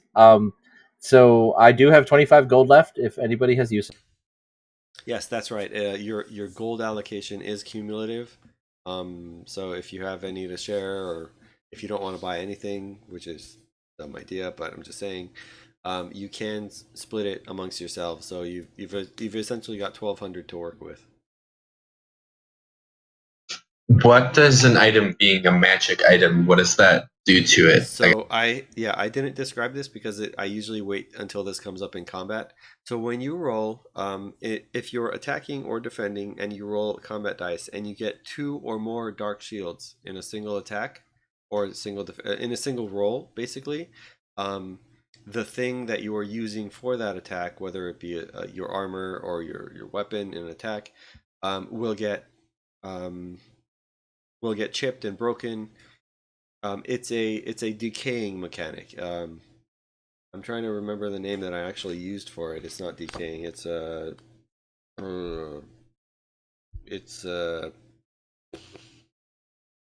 something. It's like in Breath of the Wild. Yes, essentially. But yes, basically it's like that. Durability. Durability. That's the word I was looking for. Thank you very much. Yes, it's durability. So if you roll that in an attack, it goes down by 1 combat die. What if if you have a 2 combat die weapon, like I have this, I have the armory up here. So people at home can see what I'm talking about. If you have a spear, for instance, that is a 2 combat die weapon. If you roll two dark shields in your attack, that'll get dropped down to a 1 combat die weapon. And if you do it again, then it'll be broken and you can't use it and you can't fix it. Now the way that works for 1 attack die weapons is that if you roll your attack and you get a dark shield, I will ask you to re-roll, and that's only to confirm if you get a second dark shield or not. You're not actually So you re-rolling have a your attack. 1 in 6 chance of your weapon losing a combat die. Yeah. And if it's magic, actually, then that's not true. That's not true because the 1 in 6 chance is only for rolling it once. You would have to roll it twice. So the statistics change on that, and I don't know enough about statistics to say what the actual numbers are, but I think it's like 7% chance. so regardless of how many dice you have, every time that you roll a dark shield, then you have to roll it again, and if it's another dark shield, then you lose a combat die. Only if it's a 1 combat die thing. So if you have 2 combat dice and you roll the 2 dice, and one of them is a dark shield, then you lose a combat die. No, nothing happens then. Yeah, you'll Can see you as we. It'll I be think a lot as more we play, apparent you'll as see you it. play. Yeah, exactly. It'll be a lot more apparent as you're playing. It generally only affects melee characters, so you should watch my stuff break. I think I'm melee. I'm just looking at the pouch of fairy dust and trying to see if that's worth buying. I can't say yay or nay on that. But do realize that it's only.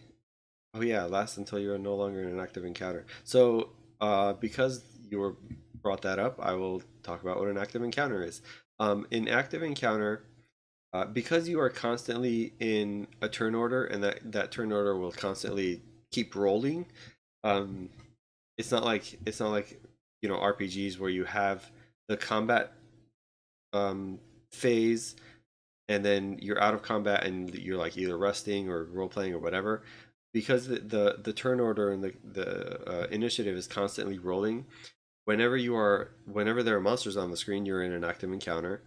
When there are basically no monsters on the screen, that's where you're out of an active encounter. So the pouch of fairy dust could potentially last a very long time. But yes, that was if you have a magic item, or there are a lot of spells also that say, while this spell is active, the thing is considered a magic item. As long as the thing is a magic item, you don't have to worry about the dark shield effect. You don't have to worry about the durability coming into play. All right, I think I'm just gonna get the potion of healing and clarity. Uh, the helmet thing. Say the helmet thing. Helmet. I was looking for the name. It is a helmet. It is a helmet, yeah. I thought it had some special name or something, No. but it's just a helmet. Yep, just a helmet. So Pretty I simple also helmet. have 50 gold left over if someone wants to buy something cool. So What's altogether, we total? got 75. 75, yeah. I could probably find something useful. And you, Mark? I mean, I got those 3 items that I purchased. Oh, that's right. I'm sorry. I thought you were the last one to say what you didn't get. You got the bracers. I as even well. got them. Yep, I got the bracers, potion of clarity, potion of healing. Got it all Okay. recorded on my character sheet. I don't know why I don't have why I didn't remember that we did that. That happens a lot. You'll notice. I will say something and then 30 seconds later forget that I said that thing and ask a question about it or say something stupid. It happens a lot. It'll get Since worse as you get older. Trust It me on does. this. It does. So Since how do I we're- put this stuff onto my character sheet? Good question. When you are on the journal tab in Roll20, you will just click on your character's name, and then there's an edit button at the top, along the top on the right side. And then when you edit it, scroll down, and then there's a bio and info section that you um, can edit, and then save changes, and you're done. So just write in the 2 potions and the helmet? Pretty much. All right, cool. Yeah. I Pe- don't pe- have um, the programming chops to write in a custom character sheet for Broadsword in Roll20. That I would love to do that at some point. I just don't know if or when that would ever happen. But yeah, so for now, it's essentially that's how it's being handled, and it works just as easily. Just a quick interjection. Pee Wee, you were saying we have 75 gold left over and could buy something. Just as a suggestion, yes. maybe we could get a potion of cure that we could just use for the whole party. And whoever gets affected by a disease, they get the potion. That is a good call. I'll go ahead and put that on my sheet. But How do I raise my body points because I have the helmet? That raises that one, right? No, it doesn't raise your body points. It raises your defense. It's a +1 defend, and the way to do that is your sniffle toe, right?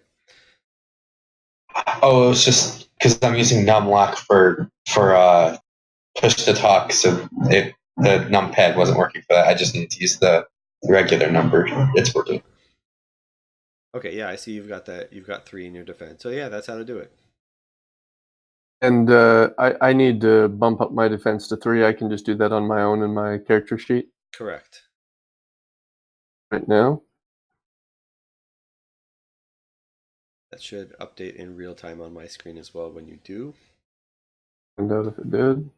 Yep, it did. Okay, cool. I love technology. And it works. When it works, exactly. Yeah. And I don't see that I have a macro for rolling defense. Really? I have combat dice move and roll 1d6. Let me go back and look at my macros again. Should. Right Is on. there any in your character sheet? I think the top left is what we're talking about, right? Yes, the top left. When you click on your token, you should get stuff in your top left. Those are your token actions. Oh, You're looking at the bottom left instead. Yeah. I am looking at the bottom. The top left is covered up by the turn order. So Roll20's technical terms for these, the bottom row that you're looking at that's under all of our names, that is the macro bar. And the one when you click on your token, those are your token actions. Cool. I'm going And- to just test them out real quick. So here Yep. comes attack. I'm rolling 1. That dagger might break. Yep, the dagger broke. Also, another quick note. That really sucks. It does. Good thing that's only a test. Another quick note is that you see it says Mark W does all the things. At the very bottom of that chat screen, there's an as drop down box. If you want to open that and make it your character, that'll be more immersive. Oh, is that how it looks? That's not how it should look. I'm content to keep the player names personally. Okay, I mean it's up to you. It's always an option if you want to. You don't have to, but it's a thing that not a lot of people would know to do right away. So let's see. It is 10:30 my time. We won't be getting through a whole lot tonight because we've only got about 30 to 40 minutes before I'm gonna have to head to bed. So we will get to see a little bit of combat, and then we will pick it up probably another day next week, maybe. Probably same time. I don't know. We'll talk about that. Yeah, later. let's talk about scheduling. Or we could talk about it now. Sure. Yeah, I think my preference would be to play every other week. Okay. I'm okay with that. That works for over me. there. Okay. All right. Well, that was easy. That was very easy to indeed. Perfect. So now, have you guys all spent your gold? Spent your It is money well spent. Money well spent. So now we can officially get started on the game. Huzzah! It looks like Wide Load is first. I don't know that I'm ever gonna get sick of saying that name. Wide Hefty Load. Wide Load will timidly search for traps. That's a funny first action. So you do not search. So this is one of the exceptions when I said your cumulative vicinity. When you're searching for traps, that is only in your vicinity, your own characters, and you do not find any traps. Okay. So you can move. I guess I'll move. Oh, by the way, I forgot to go over the quest stuff. This is once again just a one shot, or in this case, a 2 or 3 shot. If essentially kill anything that moves. Normally, there's the whole fluff text with the descriptive stuff and the story and the plot. But in this case, it's kill everything that moves. I'm not fluffy. I'm small for an elephant. So I believe this movement did not add my +1, so I think my movement's a 9. You are correct. I can change that for you. Yay! So that door, Wide Load, has too wide of a load to get through. So yeah, so because this is going to come up, I think, frequently in this game, because our elephant friend is such a large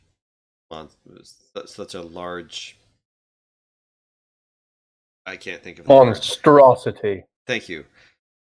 Whenever you're going to pass through things that are smaller than you, which are just one square, every square that you need to pass through that way is going to take an extra movement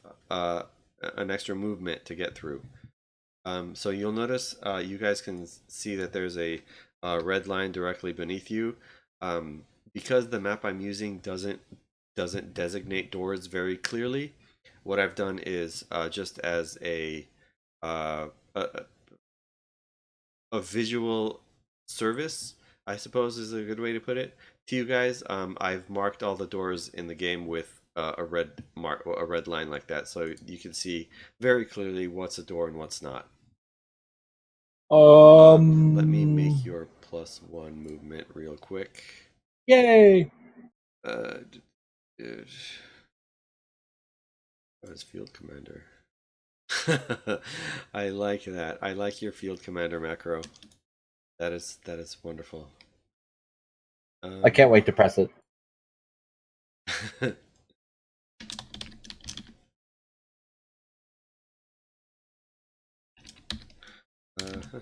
I need to.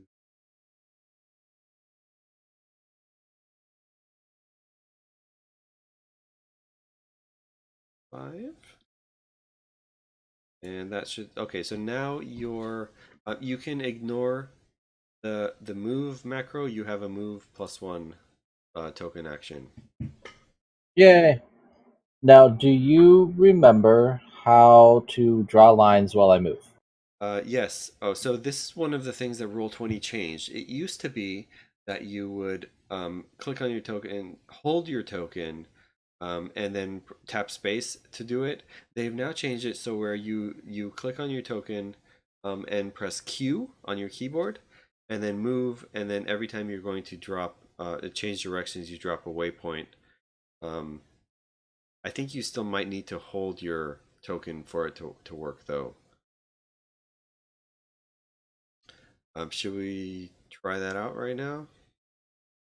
Make sure we got it. And when you do move via waypoint, everybody else also sees your waypoints as well. And then when I'm gonna try that again. I don't believe it worked. Okay. Yeah, I think I just did it. Yep, there you go. 2 is the magic square.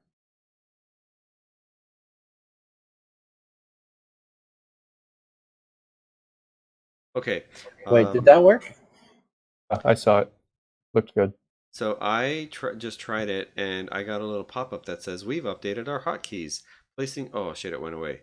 Placing ruler waypoints is, like I said, doing Q, and then if you want to see where you went, you click on your token and press X, and that'll show you where you were and the movement you just Oh, took. cool.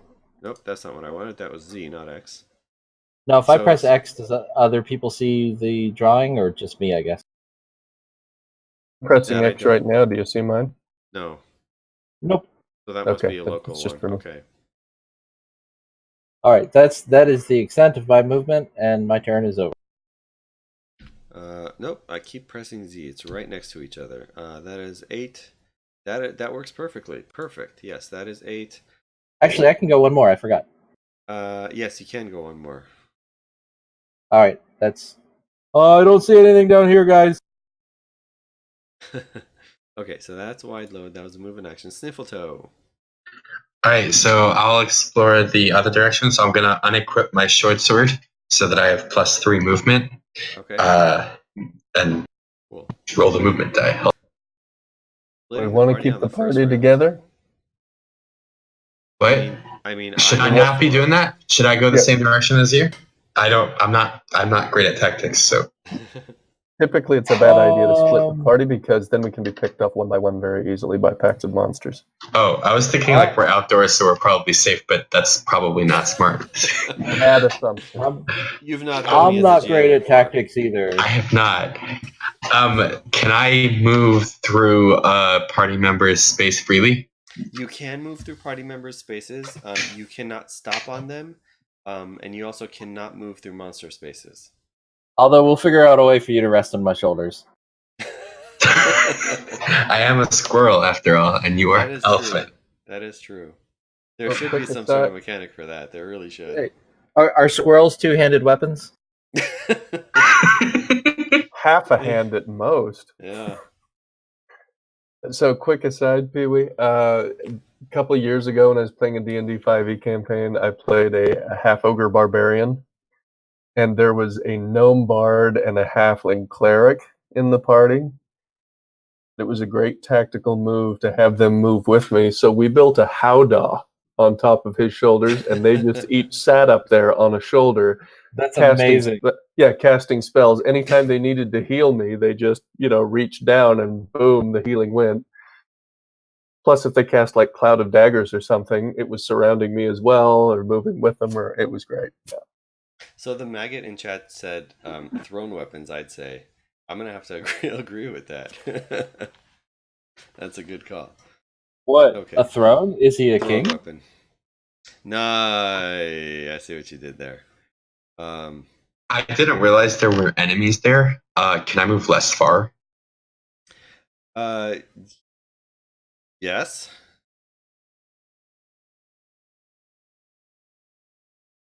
So this way I can still see them and I'm not like moving away, but I'm just not moving that far. Sure. I think that makes sense.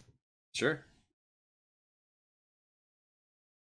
And was the unequipping probably was my action, so I can't now cast the spell or re-equip it? So because that was the first round, and you did say you wanted to unequip at the beginning, I'm gonna go ahead and give that one to you. I'll say you started unequipped, and if you want to equip later, then that would be your action. So I'm going to use my action this turn to equip my weapon. Okay. Okay, that was a pretty good move actually. Are you a pyromancer? No, I'm hold on. Rune man. I'm a rune mage. Yes. I'm a rune mage. Neat. I haven't seen one of those yet. Yay. Well, yes, because it's all in the expansion stuff. Oh, never mind. Runes are cool. Runes are cool. I was rather proud of myself when I came up with it. And I'll bring up the page for those at watching it. It's like being able to exclusively use spells that require concentration. That is a good way to put it, yeah. So these are the runes that Sniffletoe knows. So that was a move in action. So Sniffletoe is done. Sanguine. Use Root of the Colossus. Use Root of the Colossus. I am definitely going to use that. I considered getting a weapon to be able to use it two-handed with that, but I don't know what I would do with the other hand. So what happens if he targets me? That's what I want to see. Large size is a technical game term. You are already large size, so nothing would happen. Oh. Hey, that's not nice. If there were more size categories in the game, then that would be amazing, because then you'd be 3x3, and you'd just be, what is that? Colossal? Not colossal. Giant? I don't know what the term would be, but yeah, that in this case nothing happens. I want to say huge is the next step up. I mean, I think according to Starbucks, it's venti, right? That's true. All right. Well, no use grinding beans. Let's carry on. Sanguine is going to move. Move. Here we go. Let's roll to move.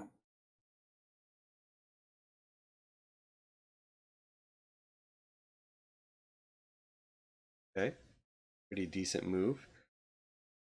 Yeah, it's all right.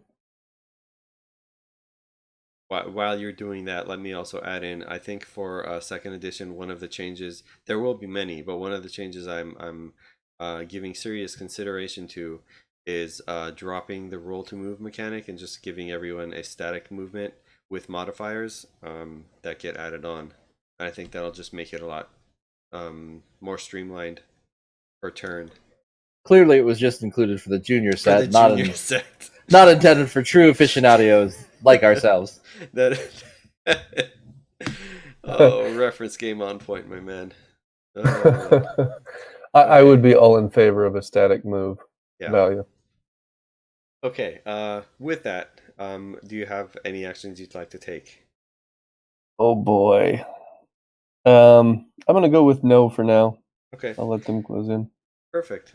So it is finally my turn. You have activated a Lisk, which I will show to you and our viewers. These are the lizard people, essentially. Um, they are mean mofo's. They can cast spells. Unfortunately, they only have one spell that they can cast, and it's taken randomly from a list of 6. And I will pull up what that list is right now, because I am such a pro GM at this game that I've been running it for years, and I still haven't memorized it all. So this is like a regular lizard person, but they have a speech impediment? Yes. Yes. Or should I say yesk? I hear it's not. I hear it's not nice to make fun of fat people with a lisp. They're thick and tired of it. There they are. The abyss spells, and by the way, abyss is the all-encompassing evil force in this game. They have a list of 6 abyss spells they can cast from. It is acid rain, creeping snare, fever, noxious spores, quagmire, giggity, and slime. So Abyss is the legally distinct from Chaos Army? Legally distinct from Chaos Entity, yes. That is, as Metallica once very, very succinctly put it, it is sad but true. That is sad but true.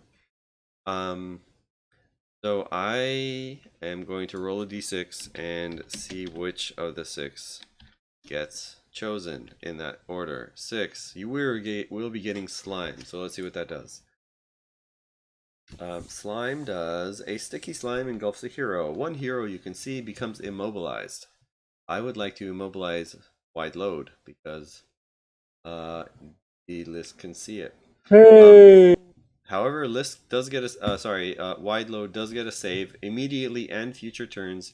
You're looking for a 6 on 1d6. You can attack. The hero attacks and defends normally, but the spell is broken when the casting figure dies. So you're looking. Oh, you rolled a 3. A 3. You do not save, I mean, so a 3. you are immobilized. Let me see if I can find a good icon for that. And one thing I still regret with Roll20 is you can't upload your own. I don't know what you call these icons. Status effects? Status, maybe. I don't know. Stat eye? Maybe. That web works. Yeah. It shows. The monster that's attacking, that's the top of the 3 icons. I'm sorry, say again? The one that's attacking us, that's the top of the 3 tokens we can see. That one with the blue circle. Let me see what you can see. Oh, yes, that's the one that's attacking, yes. And what are the bottom 2 things? Those... Are you even close enough? 1, 2... Oh, yeah, you're close enough. Those are vermin. Just collections of rats and mice and rats and bats and I don't know. Just vermin. Vimin? Vermin are... What? Vimin? Yes. So how come we can see their bars, but their mind and body bars, but we can't see the Lisk's mind and body bars? You can't? No, it's just a token. Okay. Well, that would be because it is not visible to you guys for some reason. And now it should be. I got the blue bar, but no red bar. Damn it. Okay, because I didn't press the other checkbox. There's a number on the blue bar, but not one on the red bar. Oh, god damn it. That is also true for Hemogoblin. I mean, Sanguine. There's no numbers for saying. Okay. That's what it said. It's just one more toggle to play with. So in this game, you know at all times what health and stuff the enemies have. It's not like a mystery like in D&D. I sometimes for longer campaigns, I tend to make it so that it is at least when you first encounter something, it's a mystery until you defeat it, and then you know what it is, and then from that point on, you know what it is. But for in this case, it doesn't really matter that much. And which of the two is body and which one's mind? Again, red is body and blue is mind. All right, thank you. Sure. Diablo rules. Yes. I have not played Diablo. There's a reason red is associated with body in basically every game that has that as a thing, as a connection, because its body is connected with blood. So that's the connection. Subconsciously, people would have a much easier time connecting that with your body stuff than any other colors. So that's what we're going with. So yes, so the Lisk just used its action to cast Slime on wide. It doesn't feel right just saying wide. You gotta say wide load, right? You can call me Hefty. Okay. And it's not gonna move. Actually it will. It'll move one square down away from you guys, and that'll be the end of my turn. So now it's the top of the second round. Do you guys want to keep may this? We can choose initiative. Yes. Yeah, I was gonna say if you make me last, I have an ability that I can use on you guys as long as you're in sight. So that's probably the best option, is to put me last. All right. I kind of want to look at my runes and see if I have anything cool to do. I'm gonna go with yes.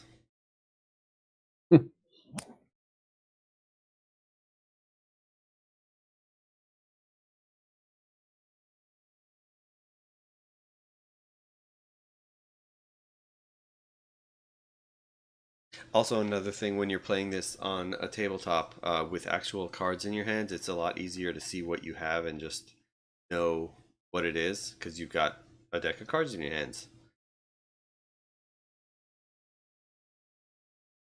So I don't think I'm going to use any runes just yet. I think so. Sanguine, are you using any abilities that'll affect turn order or whatever?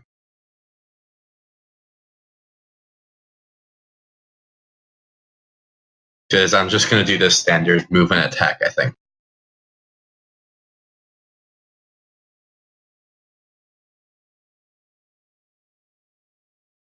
Mark?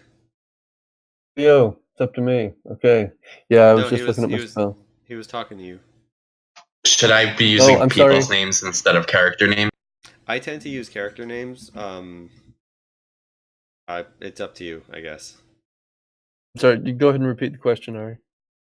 I was just asking if your turn, are you doing anything that would require, do you have any preference for turn order, I suppose? Oh, why don't you go ahead and go first? All right. So I think I'm just going to move and attack, and Okay. let me press the right buttons. Mm-hmm. Oh, actually, I guess I don't have to do the move because I'm just 1, 2, 3, 4, 5. All right.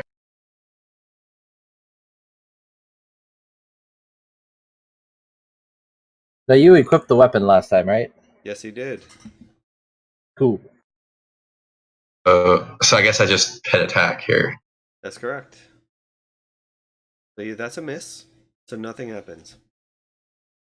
But those are light shields, not dark shields or whatever they're called. So Correct. I don't lose any weapon or anything. That is correct. And that's a move and an action, so that's my entire turn, correct? That is also correct. Cool. Your waypoints wasn't accurate, but I know what you went. It said 5 move in the diagonal thing. Yeah, but if you remember, I said you can't really move diagonally. So basically. Oh, I thought the diagonal thing takes that into account. My bad. But when I'm moving, the Q thing isn't working right, because I'll press Q on the thing and then I'll move again, and then it'll make as if the Q is on the second place instead of the first place. So you have to pick it up, press Q, and you can't let go of your person. You keep pressing Q, and then when you let go, it should appear for everybody. I've Right. found that if I click and hold on my token, I can tap Q at each of the turns that I take. Yes, that is the way to do it.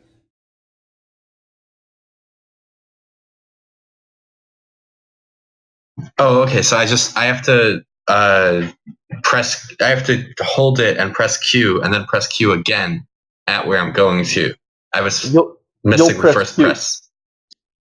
multiple times. Not I got it how it works. You're It's not weird, pressing it but every square. You're only pressing it like when you're going to change directions from moving in a straight line.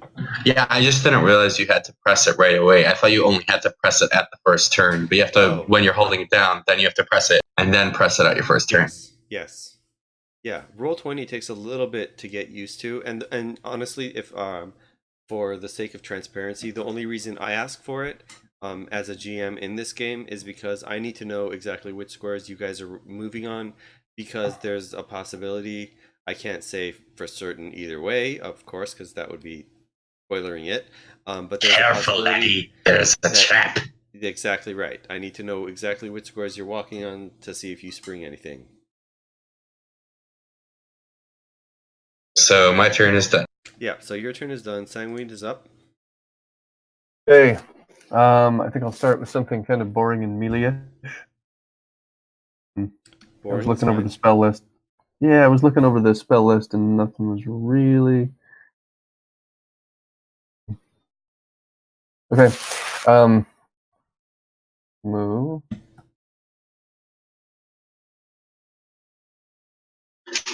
Random question. Could you use 2 actions instead of moving? 2 actions instead of what? Instead of moving? Yeah. No. You can do 2 movements instead of using an action, but 2 actions would simply be too powerful. Makes sense. Weren't there some things that we could do that sometimes are actions, like reloading?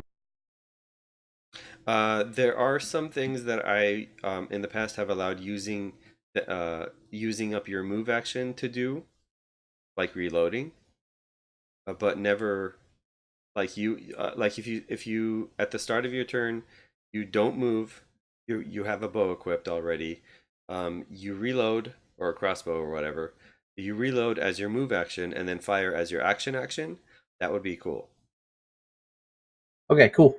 Yeah, like if there are any questions like that come up, just ask me and I'll make a judgment on the fly. And for those following at home, um, if you have a copy of the rulebook, well, first of all, if you don't have a copy of the rulebook, I suggest you purchase it. Um, uh, but if you do, you'll notice that not everything is spelled out, and that's because I did that on purpose to give a lot of agency to the GMs so that they can make their calls on their own. Not everything has to be I can't account for every single situation. That's why I've left for that agency on the GM's on the GM side. So yeah, that's all I had to say about that. So let's keep going. I believe in the OSR community, they refer to that as rulings over rules. Yes, I think that is correct. What does OSR stand for? Old school Renaissance. It Yes. refers to kind of nostalgic throwbacks to, role-playing games from days of yore, notably like D&D Basic. or D&D Basic or First Edition primarily. Right. Got it. All right. Examples of OSRs is like Labyrinth Lord and things like that. Yep. Okay, so I moved. Got some OSR feel to it. Oh, Dungeon Crawl Classics.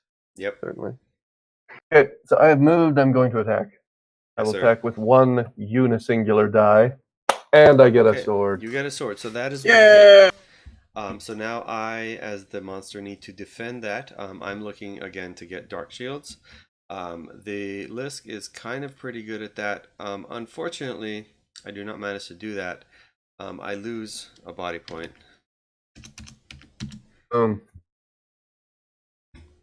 Wayne has done his job. Yeah. He's still up though. because he has more than one body point, as you obviously saw. And that would be the end of Sanguine's turn. Now, Wide Load, what would you like to do, Sir Hefty?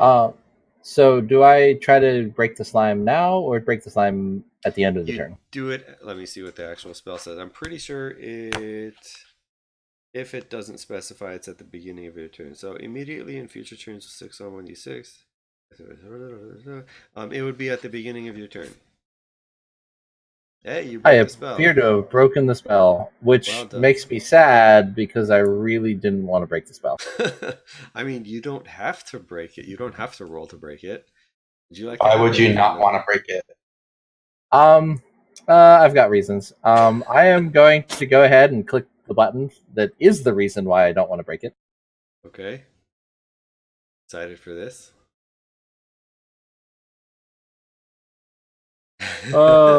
Hey, Sniffletoe, if you'd be so kind, maybe you could attack the Lisk, who is standing right next to you. I mean, only if you want to. You don't have to, but it'd be pretty nice if you did that. Is this a free action from me? Yes, it is. So basically, what's going on here for those who aren't following at home, and I'll bring up the applicable bits of text here on the screen. Where is Tusker? So Tusker, Pee-wee chose large for his racial ability. He starts the game taking up the 4 square area as a large creature. He gets that +1 movement and 2-handed weapons in one hand. So that's why he starts that. So as a warlord, let me get over to classes, new classes. Warlord he chose field commander. So as his action, he can command one hero within his vicinity, but not himself. Make a free attack against one monster he chooses and can see. In this case, he can see both Sniffletoe and the Lisk. The attack is made using the other hero's, Sniffletoe's in this case, current attack dice and is defended normally, but the hero has to do it without moving, which again in this case is perfectly valid since they're already adjacent to each other. The attack does not count against that hero's actions on their turn, so it is a free attack that the warlord is using his action to initiate to not initiate to again words. I can do all the best words. I can all the best words. That's all right. We get what you're saying. Yeah. So you get to make Can it I a free use attack. that to cast the spell, or do I need to use that to attack? No, it is a weapon attack that he's giving to you. All right. So, Although and I got an should attack. say that A sword. That's a sword, right? I should make that change. It should say a free weapon attack against one monster. I'll make that note. Okay, so you got a sword. So the Lisk is going to try to. Why does it say equals 0? Shouldn't it be equals 1?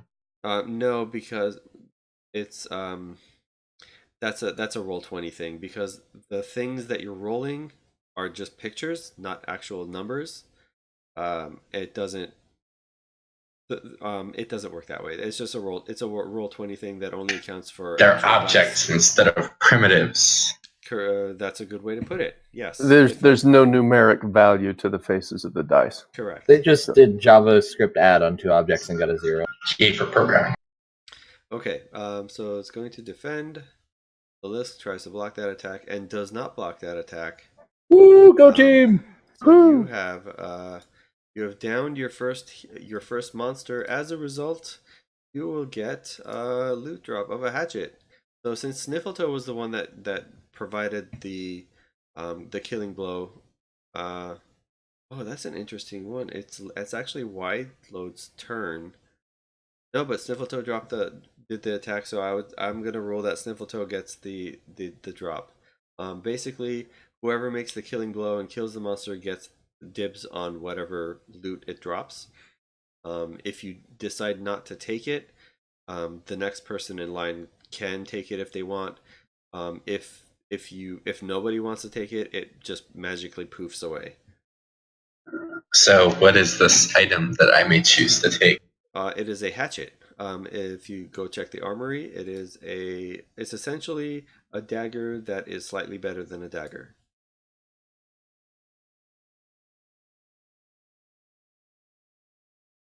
In this case, I think I'll move, but I'm not sure. Okay, so this hatchet would be useful to me because it's only one attack die, but it is a thrown weapon, so I would be able to take that. But I don't know like how big of a deal that would be for me. So I would take it, but if anyone else wants it, then go for it. I'll probably grab it from you in the future. Yeah. Meaning you want it now, or like I should take it now and you'll just get it from Yeah. me later? You hold on to it, and then at some point we'll regroup, and I'll take it. All right, cool. So I'm gonna put it in my inventory, not gonna equip it right just Yeah, yet. you can just squirrel it away for now, and you can come back to it later. In your bag of squirreling. Yep. Ooh, I'm gonna stampede that way. Okay.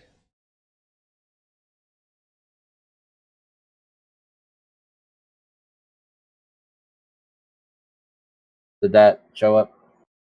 Yep, it showed That's up. fine. Yes, it did. Yeah. You have squirrel towards us So with your I mind mode. am placing myself in a position where it should be harder to surround people because this is a lot of little jerk faces. Yep. Yes, they are. Is there a lot of flanking in this game? There is, well, not really. Yes and no. If you're a rogue, yes, because you can choose the flanking ability. I'm not going to open that right now, but that is a thing. However, vermin. Actually, do I do that? I do have that. So vermin have that special ability, which I just threw up in the chat. So basically, if one or more, if sorry, two or more vermin surround you, they can do a lot of damage. If you find yourself in the unfortunate position of having, of being in the center of four vermin around you, that would be it was 1, 2, 3, 4, 5, 6, 7d6 of 7 combat dice of damage. In that case, maybe I should move a little further. Does the carcass of the Lisk take up space, or can the vermin occupy that space? They can occupy that space. Mark, do you think I should move forward to prevent them from surrounding you? Would love that. Thank you for being a good meat shield. Oh, wait, Joe got fucked that way. You should move one up, right, so that they don't. Wait, that's not a wall. Oh, shoot. I thought there was a wall there that prevented them from getting in. Oh, wait, is that a wall? There is a W-shaped wall directly to your south. So Oh, okay. Would that prevent them from moving? So They could still get 3 attacks on you, though. This corner right here is there's a wall that ends right there, so they can't move. But assuming that they have at least 2 movement, they can get 3 attacks on you like this. yeah, I was assuming that if you go 1 north, then they would need 4 movement to get 3 attacks, I think. Yeah. So the middle of the W, can they go left and right and that? No. This wall right here is 1 square tall, and they cannot. They would have to go. Or so. Let's see if I But that one could still go east. So yeah, you're right. Do we know how much not, movement monsters have? I will end my turn there. No, you don't. But these, I mean, I'll just tell you, they have 8. So anywhere you go, they're probably going to be able to catch you. Oh, all right. Well, all that finagling for nothing. What's like the lowest amount that any monster could have? 4. Is there like a minimum that's 4? 4. Okay.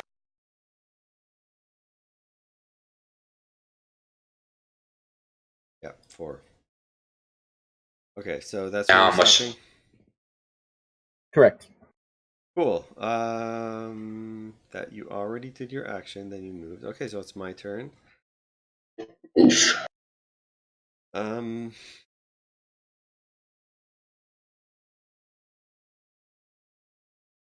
Sure.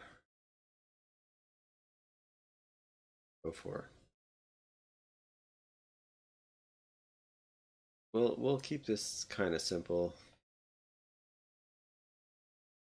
So we're not going antagonistic DM mode here. Not yet.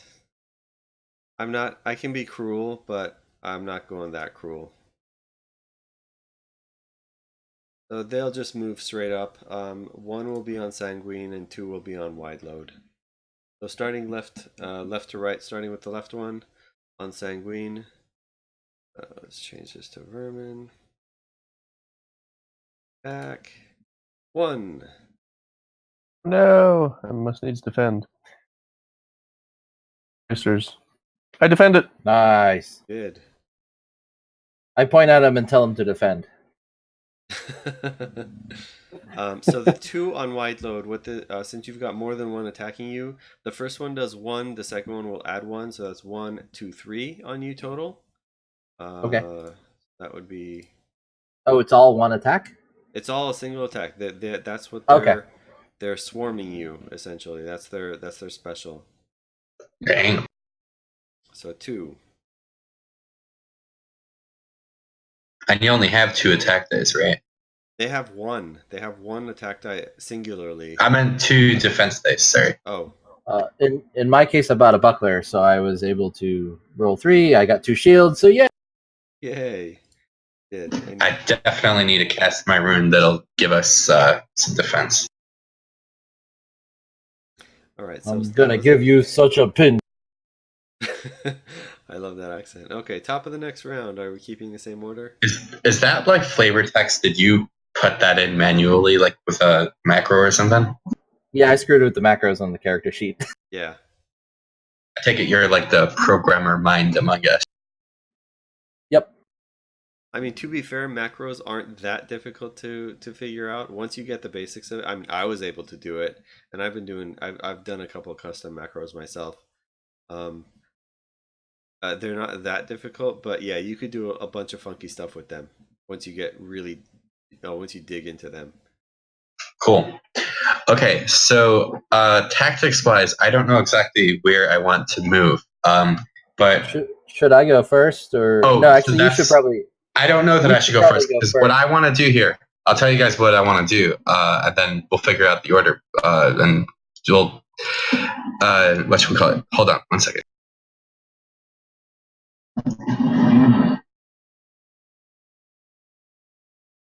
Okay, so I have an ability called Rune of the Bastion.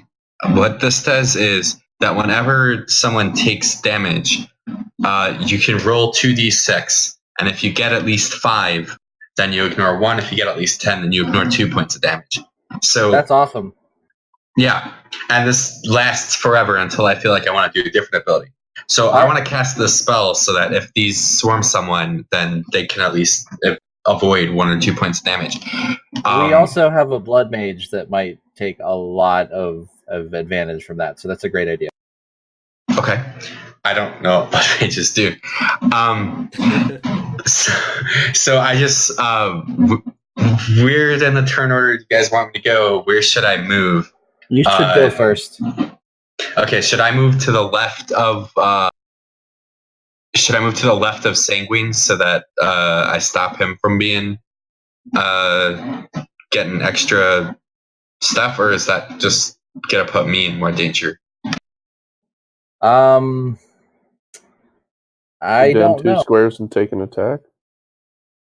No, because I'm using the spell. That's the action, so I don't have an attack. Oh, sorry. Remind me the name of the spell you're using. Rune of the Bastion. Okay, I'll look it up. I would say it's probably best to move next to me. To the right? Yeah. Oh, that makes sense. Yeah. All right. So I just have to hope that I get enough. Oh, no, I can move 3. So 1, 2, 3, 4, 5. Yeah. All right. I will do that. Should I go first, or does someone else want to go before me? I think you should use your rune first. And then I think it's up to whatever Sanguine wants to do. Definitely. Yeah, go ahead and go first. Wide load if you want to go next. That's A-okay. So all right, I'm going to stab things. So, wait, so are you going first, or am I going first? Sniffletoe going should go first. Okay. Wide load's going second. Sanguine's going last. Thank you. So I'm doing a basic move here. Hold on. Sure.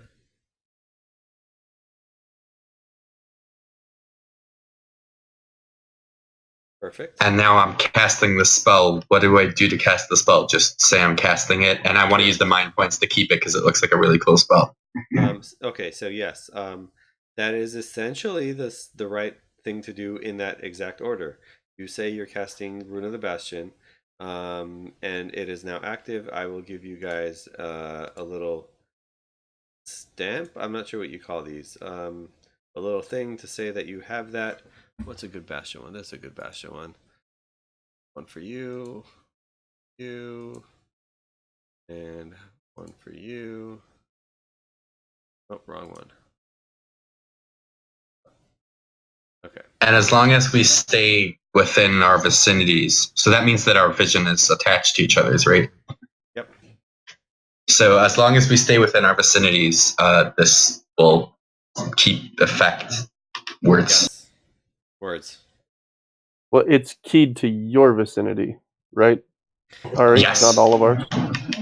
But my vicinity, if I'm connected to your vicinity, who's connected to his vicinity, then that's still my vicinity, right? No, Or does it have to be within 5 squares of me? it has to be within 5 squares of you since you're the one casting the spell. Okay. So be careful, Sanguine. If you move too far away and then they attack you, then you could be screwed.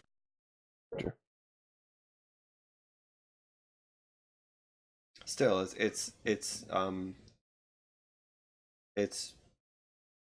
you would really have to try to move far enough away to be out of your vicinity because 5 squares in every direction is like a large area.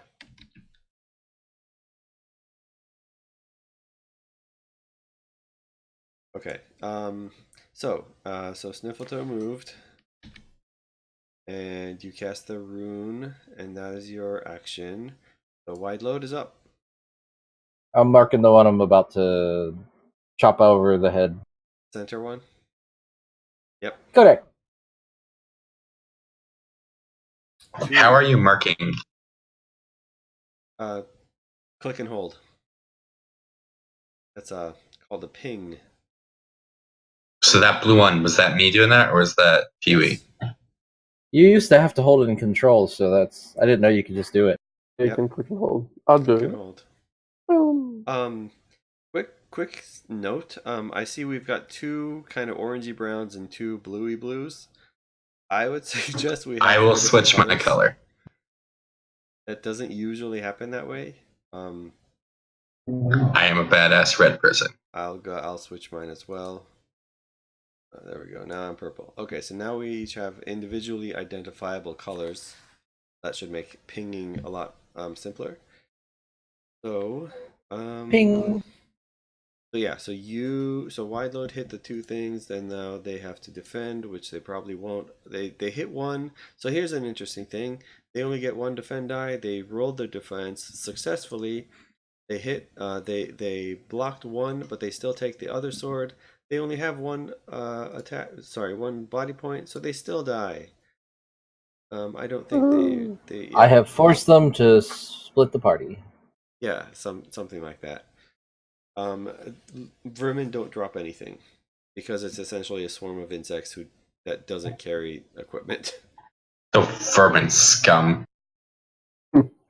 Does wide load want to move? I can squeeze into a place by doing +1 movement. Can I stay there? Depends what you want to do. I want to stand between the rats, just see what happens. Yeah. So you're our tank. Yeah, basically. Yeah. So if I do a move like this, which I don't know how that would work, but it would prevent the other ones from. No, it wouldn't. I'm gonna stay where. They would just move out of your area. Yeah, I was thinking I would just block those 2 squares, but he would just go around and attack Mark. So I'm gonna stay where.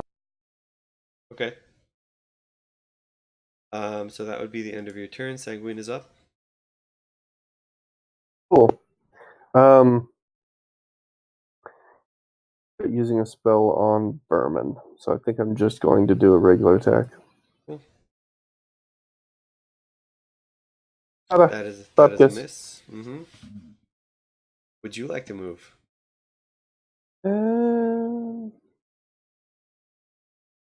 I'll move back a little bit. Okay.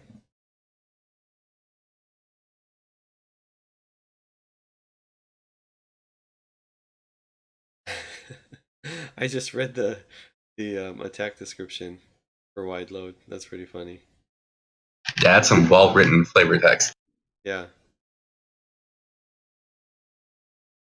I like how you ended it with a Miss Piggy style. Yeah. I'm It's glad like- you liked it. I didn't think it would be that great, but I'm glad you. Nah, you got good rating. So I can go one more square with a basic move, so I'll Yeah. do that. Okay. I was gonna tell you you can't stop in that in wide loads area squares. In yeah. his area squares?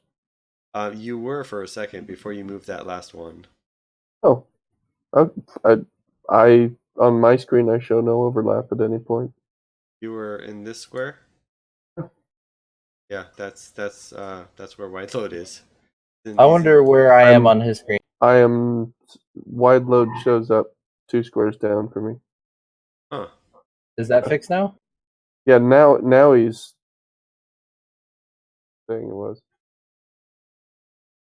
Previously it was down a couple squares. Okay. Yeah, it must have glitched, but yeah, I just moved him back. Sure.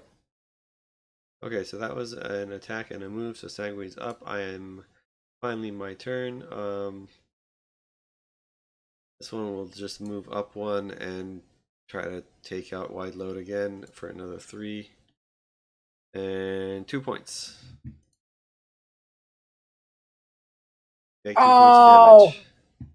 But you can now roll 2d6, and if for each 5 that you get, you avoid 1 damage. 5 plus, so it's 5 or you're looking for 5s and 6s. Oh, So if you get, he still gets to roll a regular defense roll, right?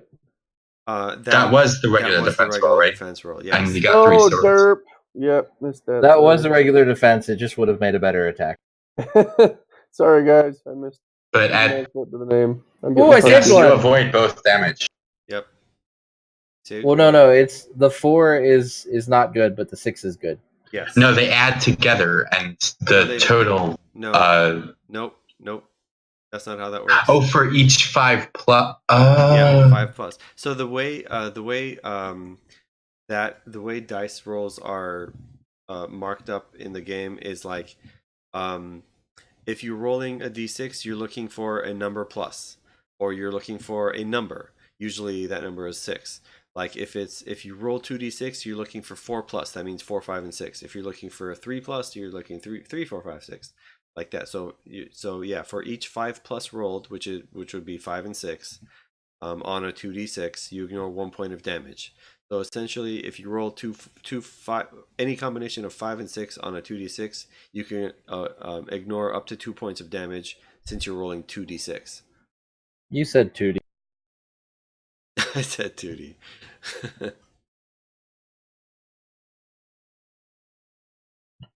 Random question. What's the treasure deck? Just curious.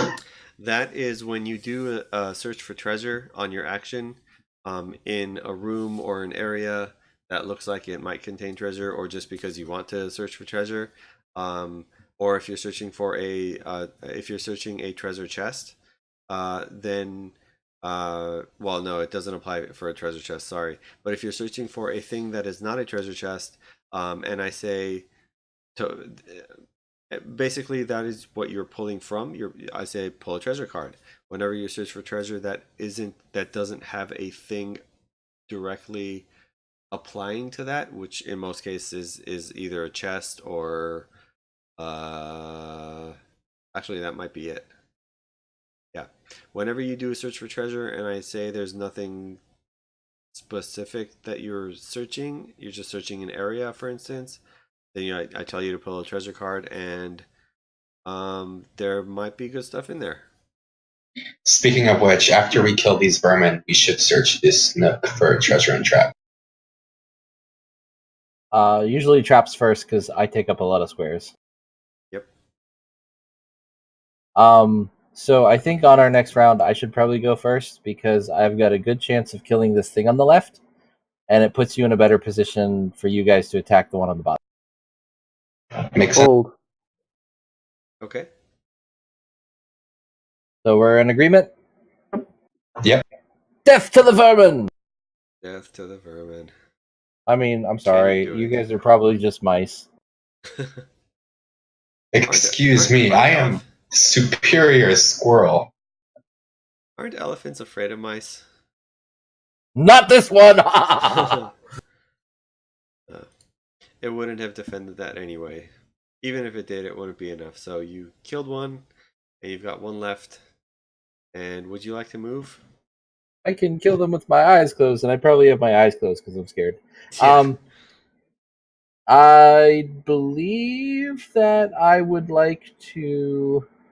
Do you guys want me to step back so you can get? No, I'm gonna stay here because you guys can just surround.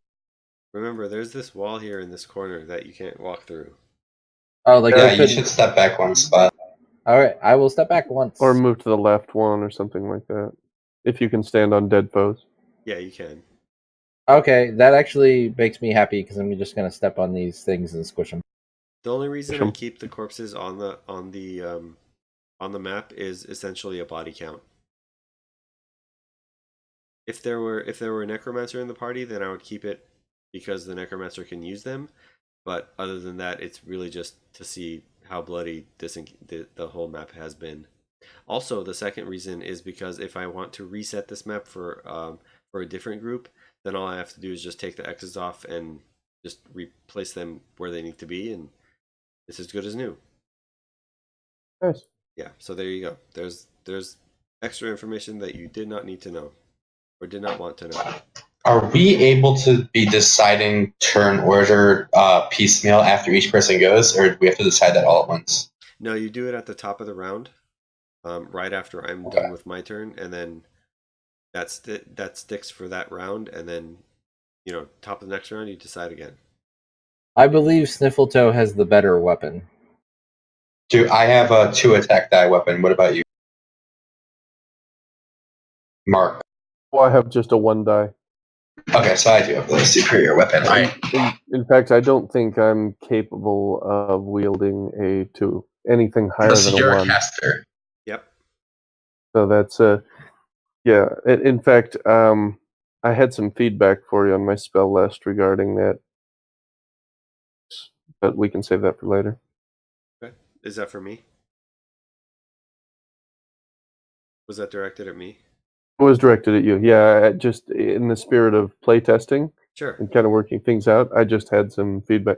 In fact, you know what? I'm talking about it right now. I'll just mention it. Sure. One of my spells, the second to last bullet on the Google Doc, is Life Siphon. Make a weapon attack against one living monster that can bleed and that you can see. Yep. For each point of damage the monster takes, gain that many body points. Yep. Able to heal if I'm only able to wield a 1 attack die weapon, I'd be trading 1 mind point for the chance at 1 body point. Yes. So it's a 1 for 1 and not guaranteed. I could end up just losing the mind point and not gain any body point back. Hand, I could instead cast Life Surge, which allows me to lose up to 4 mind points and gain that many body points. So why wouldn't I do that every time? Well, you also damage the creature, possibly. Yeah. Again, it just, I don't know. It seems like a lousy trade. What if it didn't cost a mind point? Because it is like most casters don't spend a mind point when they throw out a spell like that. And do you continue gaining points as they bleed? Because bleed, they lose a point every round, right? I have a hemorrhage spell. That's different, though. That's different. That's a different spell. So, if I may, there are some spells that synergize very well together. On its own, Life Siphon does not seem that great, but taken with a couple of other spells in unison would make it a lot more enticing. And I'm trying to remember off the top of my head what they were that would work with this. Hemorrhage seems an obvious choice. Sorry, say again? Hemorrhage seems like it might be an obvious choice. Did you say bridge? Hemorrhage. Oh, hemorrhage.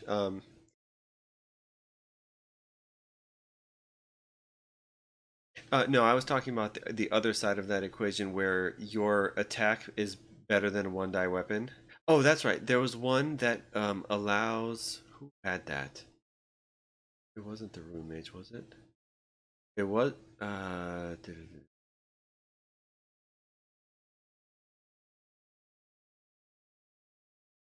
Yes. Rune of the Hellion from the Rune Mage is the one I was thinking of.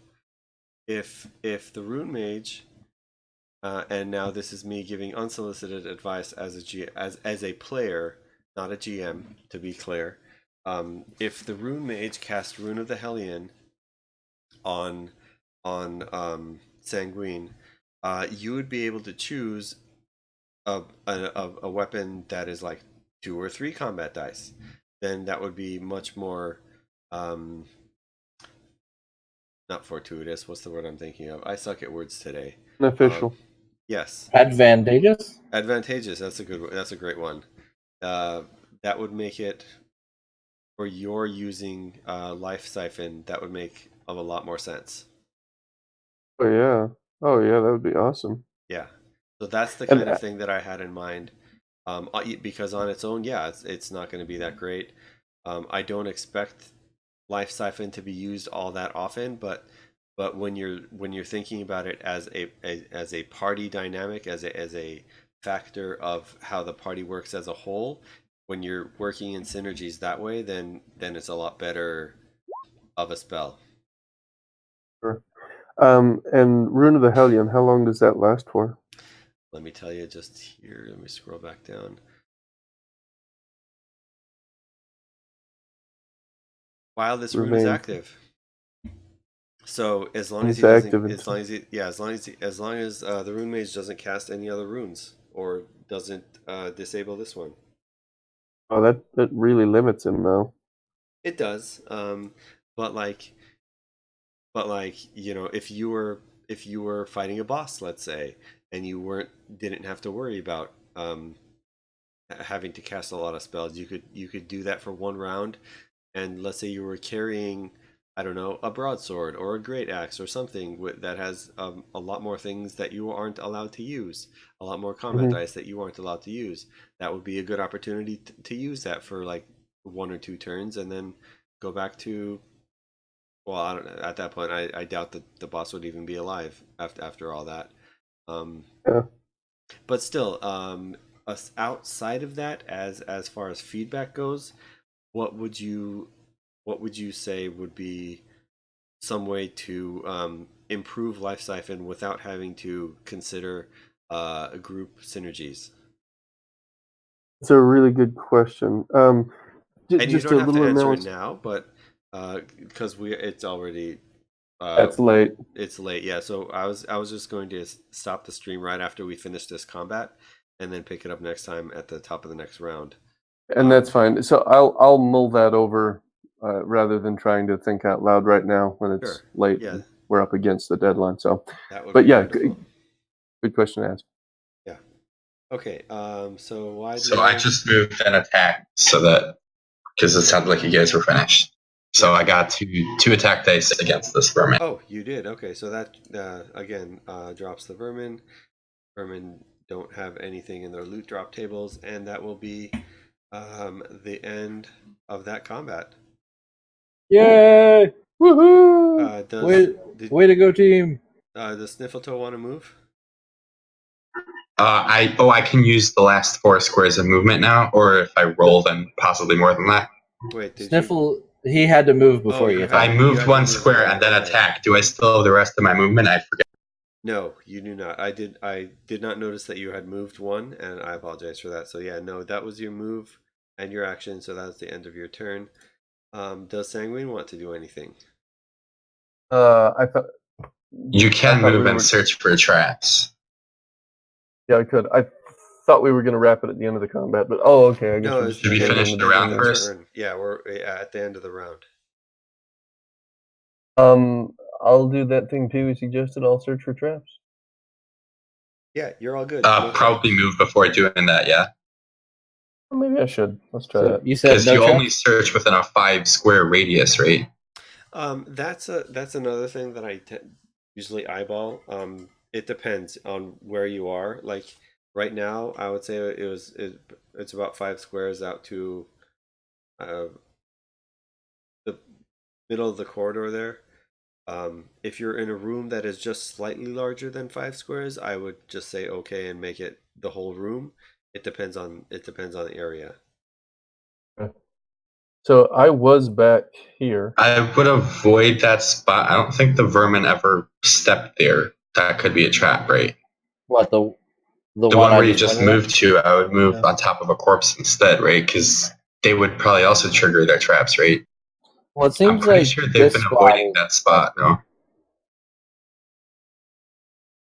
I think they've been avoiding the spot where I you're.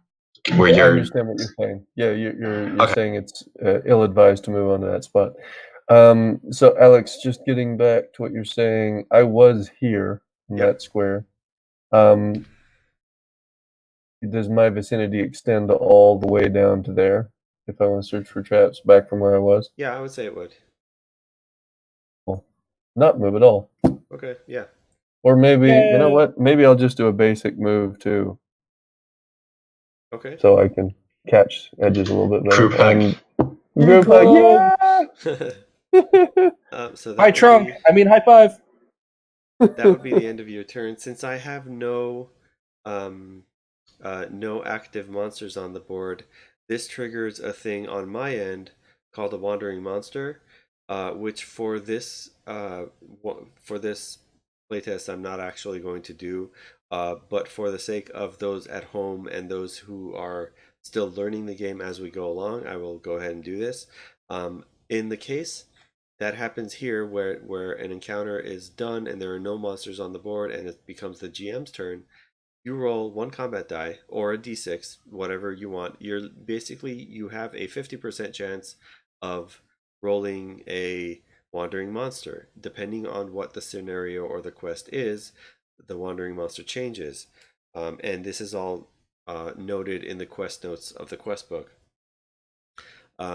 If you're rolling a combat die for it, then you're looking to roll a sword. If you're rolling a straight d6, then it's up to you if you want to do 1, 2, 3, or 3, 4, 4, 5, 6, or if you want to do just evens and odds, whatever it is.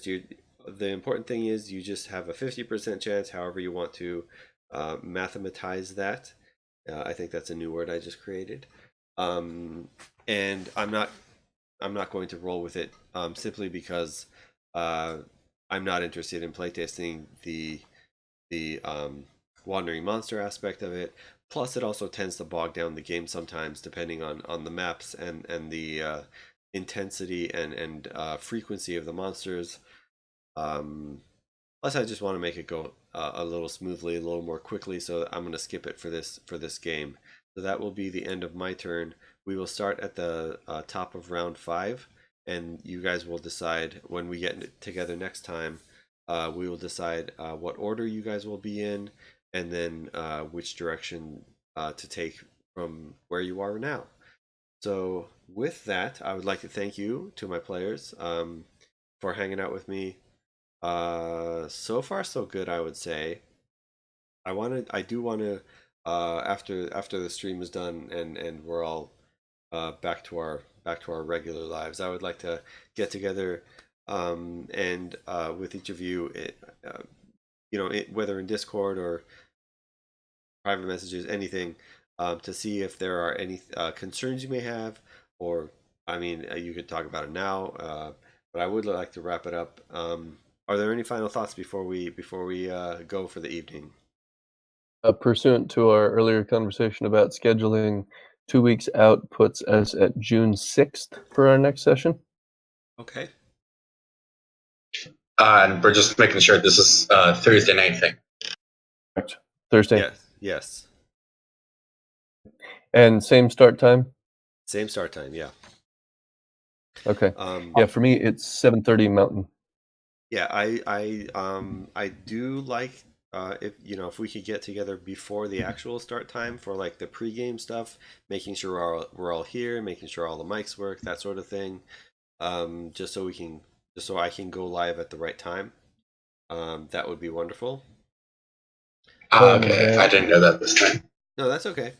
It's always growing pains with new streams, so not to worry. Not to worry at all. Oh, sorry, Alex. How far in advance did you want to get together? It's up to you. If you're here, I tend to put the kids down at 8 my time, which is 7 your time. So I tend to be on the computer within 10 minutes of that. I tend to go, so anywhere between 8 to 8:30, essentially, just whenever you happen to be able to drop by is fine. I'll try to get on around 8:15 your time. Yeah, that would be great. Same here. Perfect. Huey, anything to add? I am really, really happy we got to do the warlord power, and then kill something with it. That worked out. It did work out well. It's a cool power, I gotta say. Yep, warlord's a cool class. All right, ladies and gentlemen, boys and girls, children of all ages, it has come time to end our stream. Thank you all for hanging out with me tonight. I hope you have had as much fun watching along as I have had playing and GMing this game so far. And I hope to see you all, well, as we said, in a couple of weeks. So until next time, stay awesome, stay safe, and I don't have a third thing to end that with, so we're just gonna say bye. Bye, guys. Thanks a ton for GMing, Alex. Yeah, absolutely. I mean, goodbye now. Goodbye, everyone. All right. You're just gonna pack your trunk and leave, aren't you? Oh boy. Two.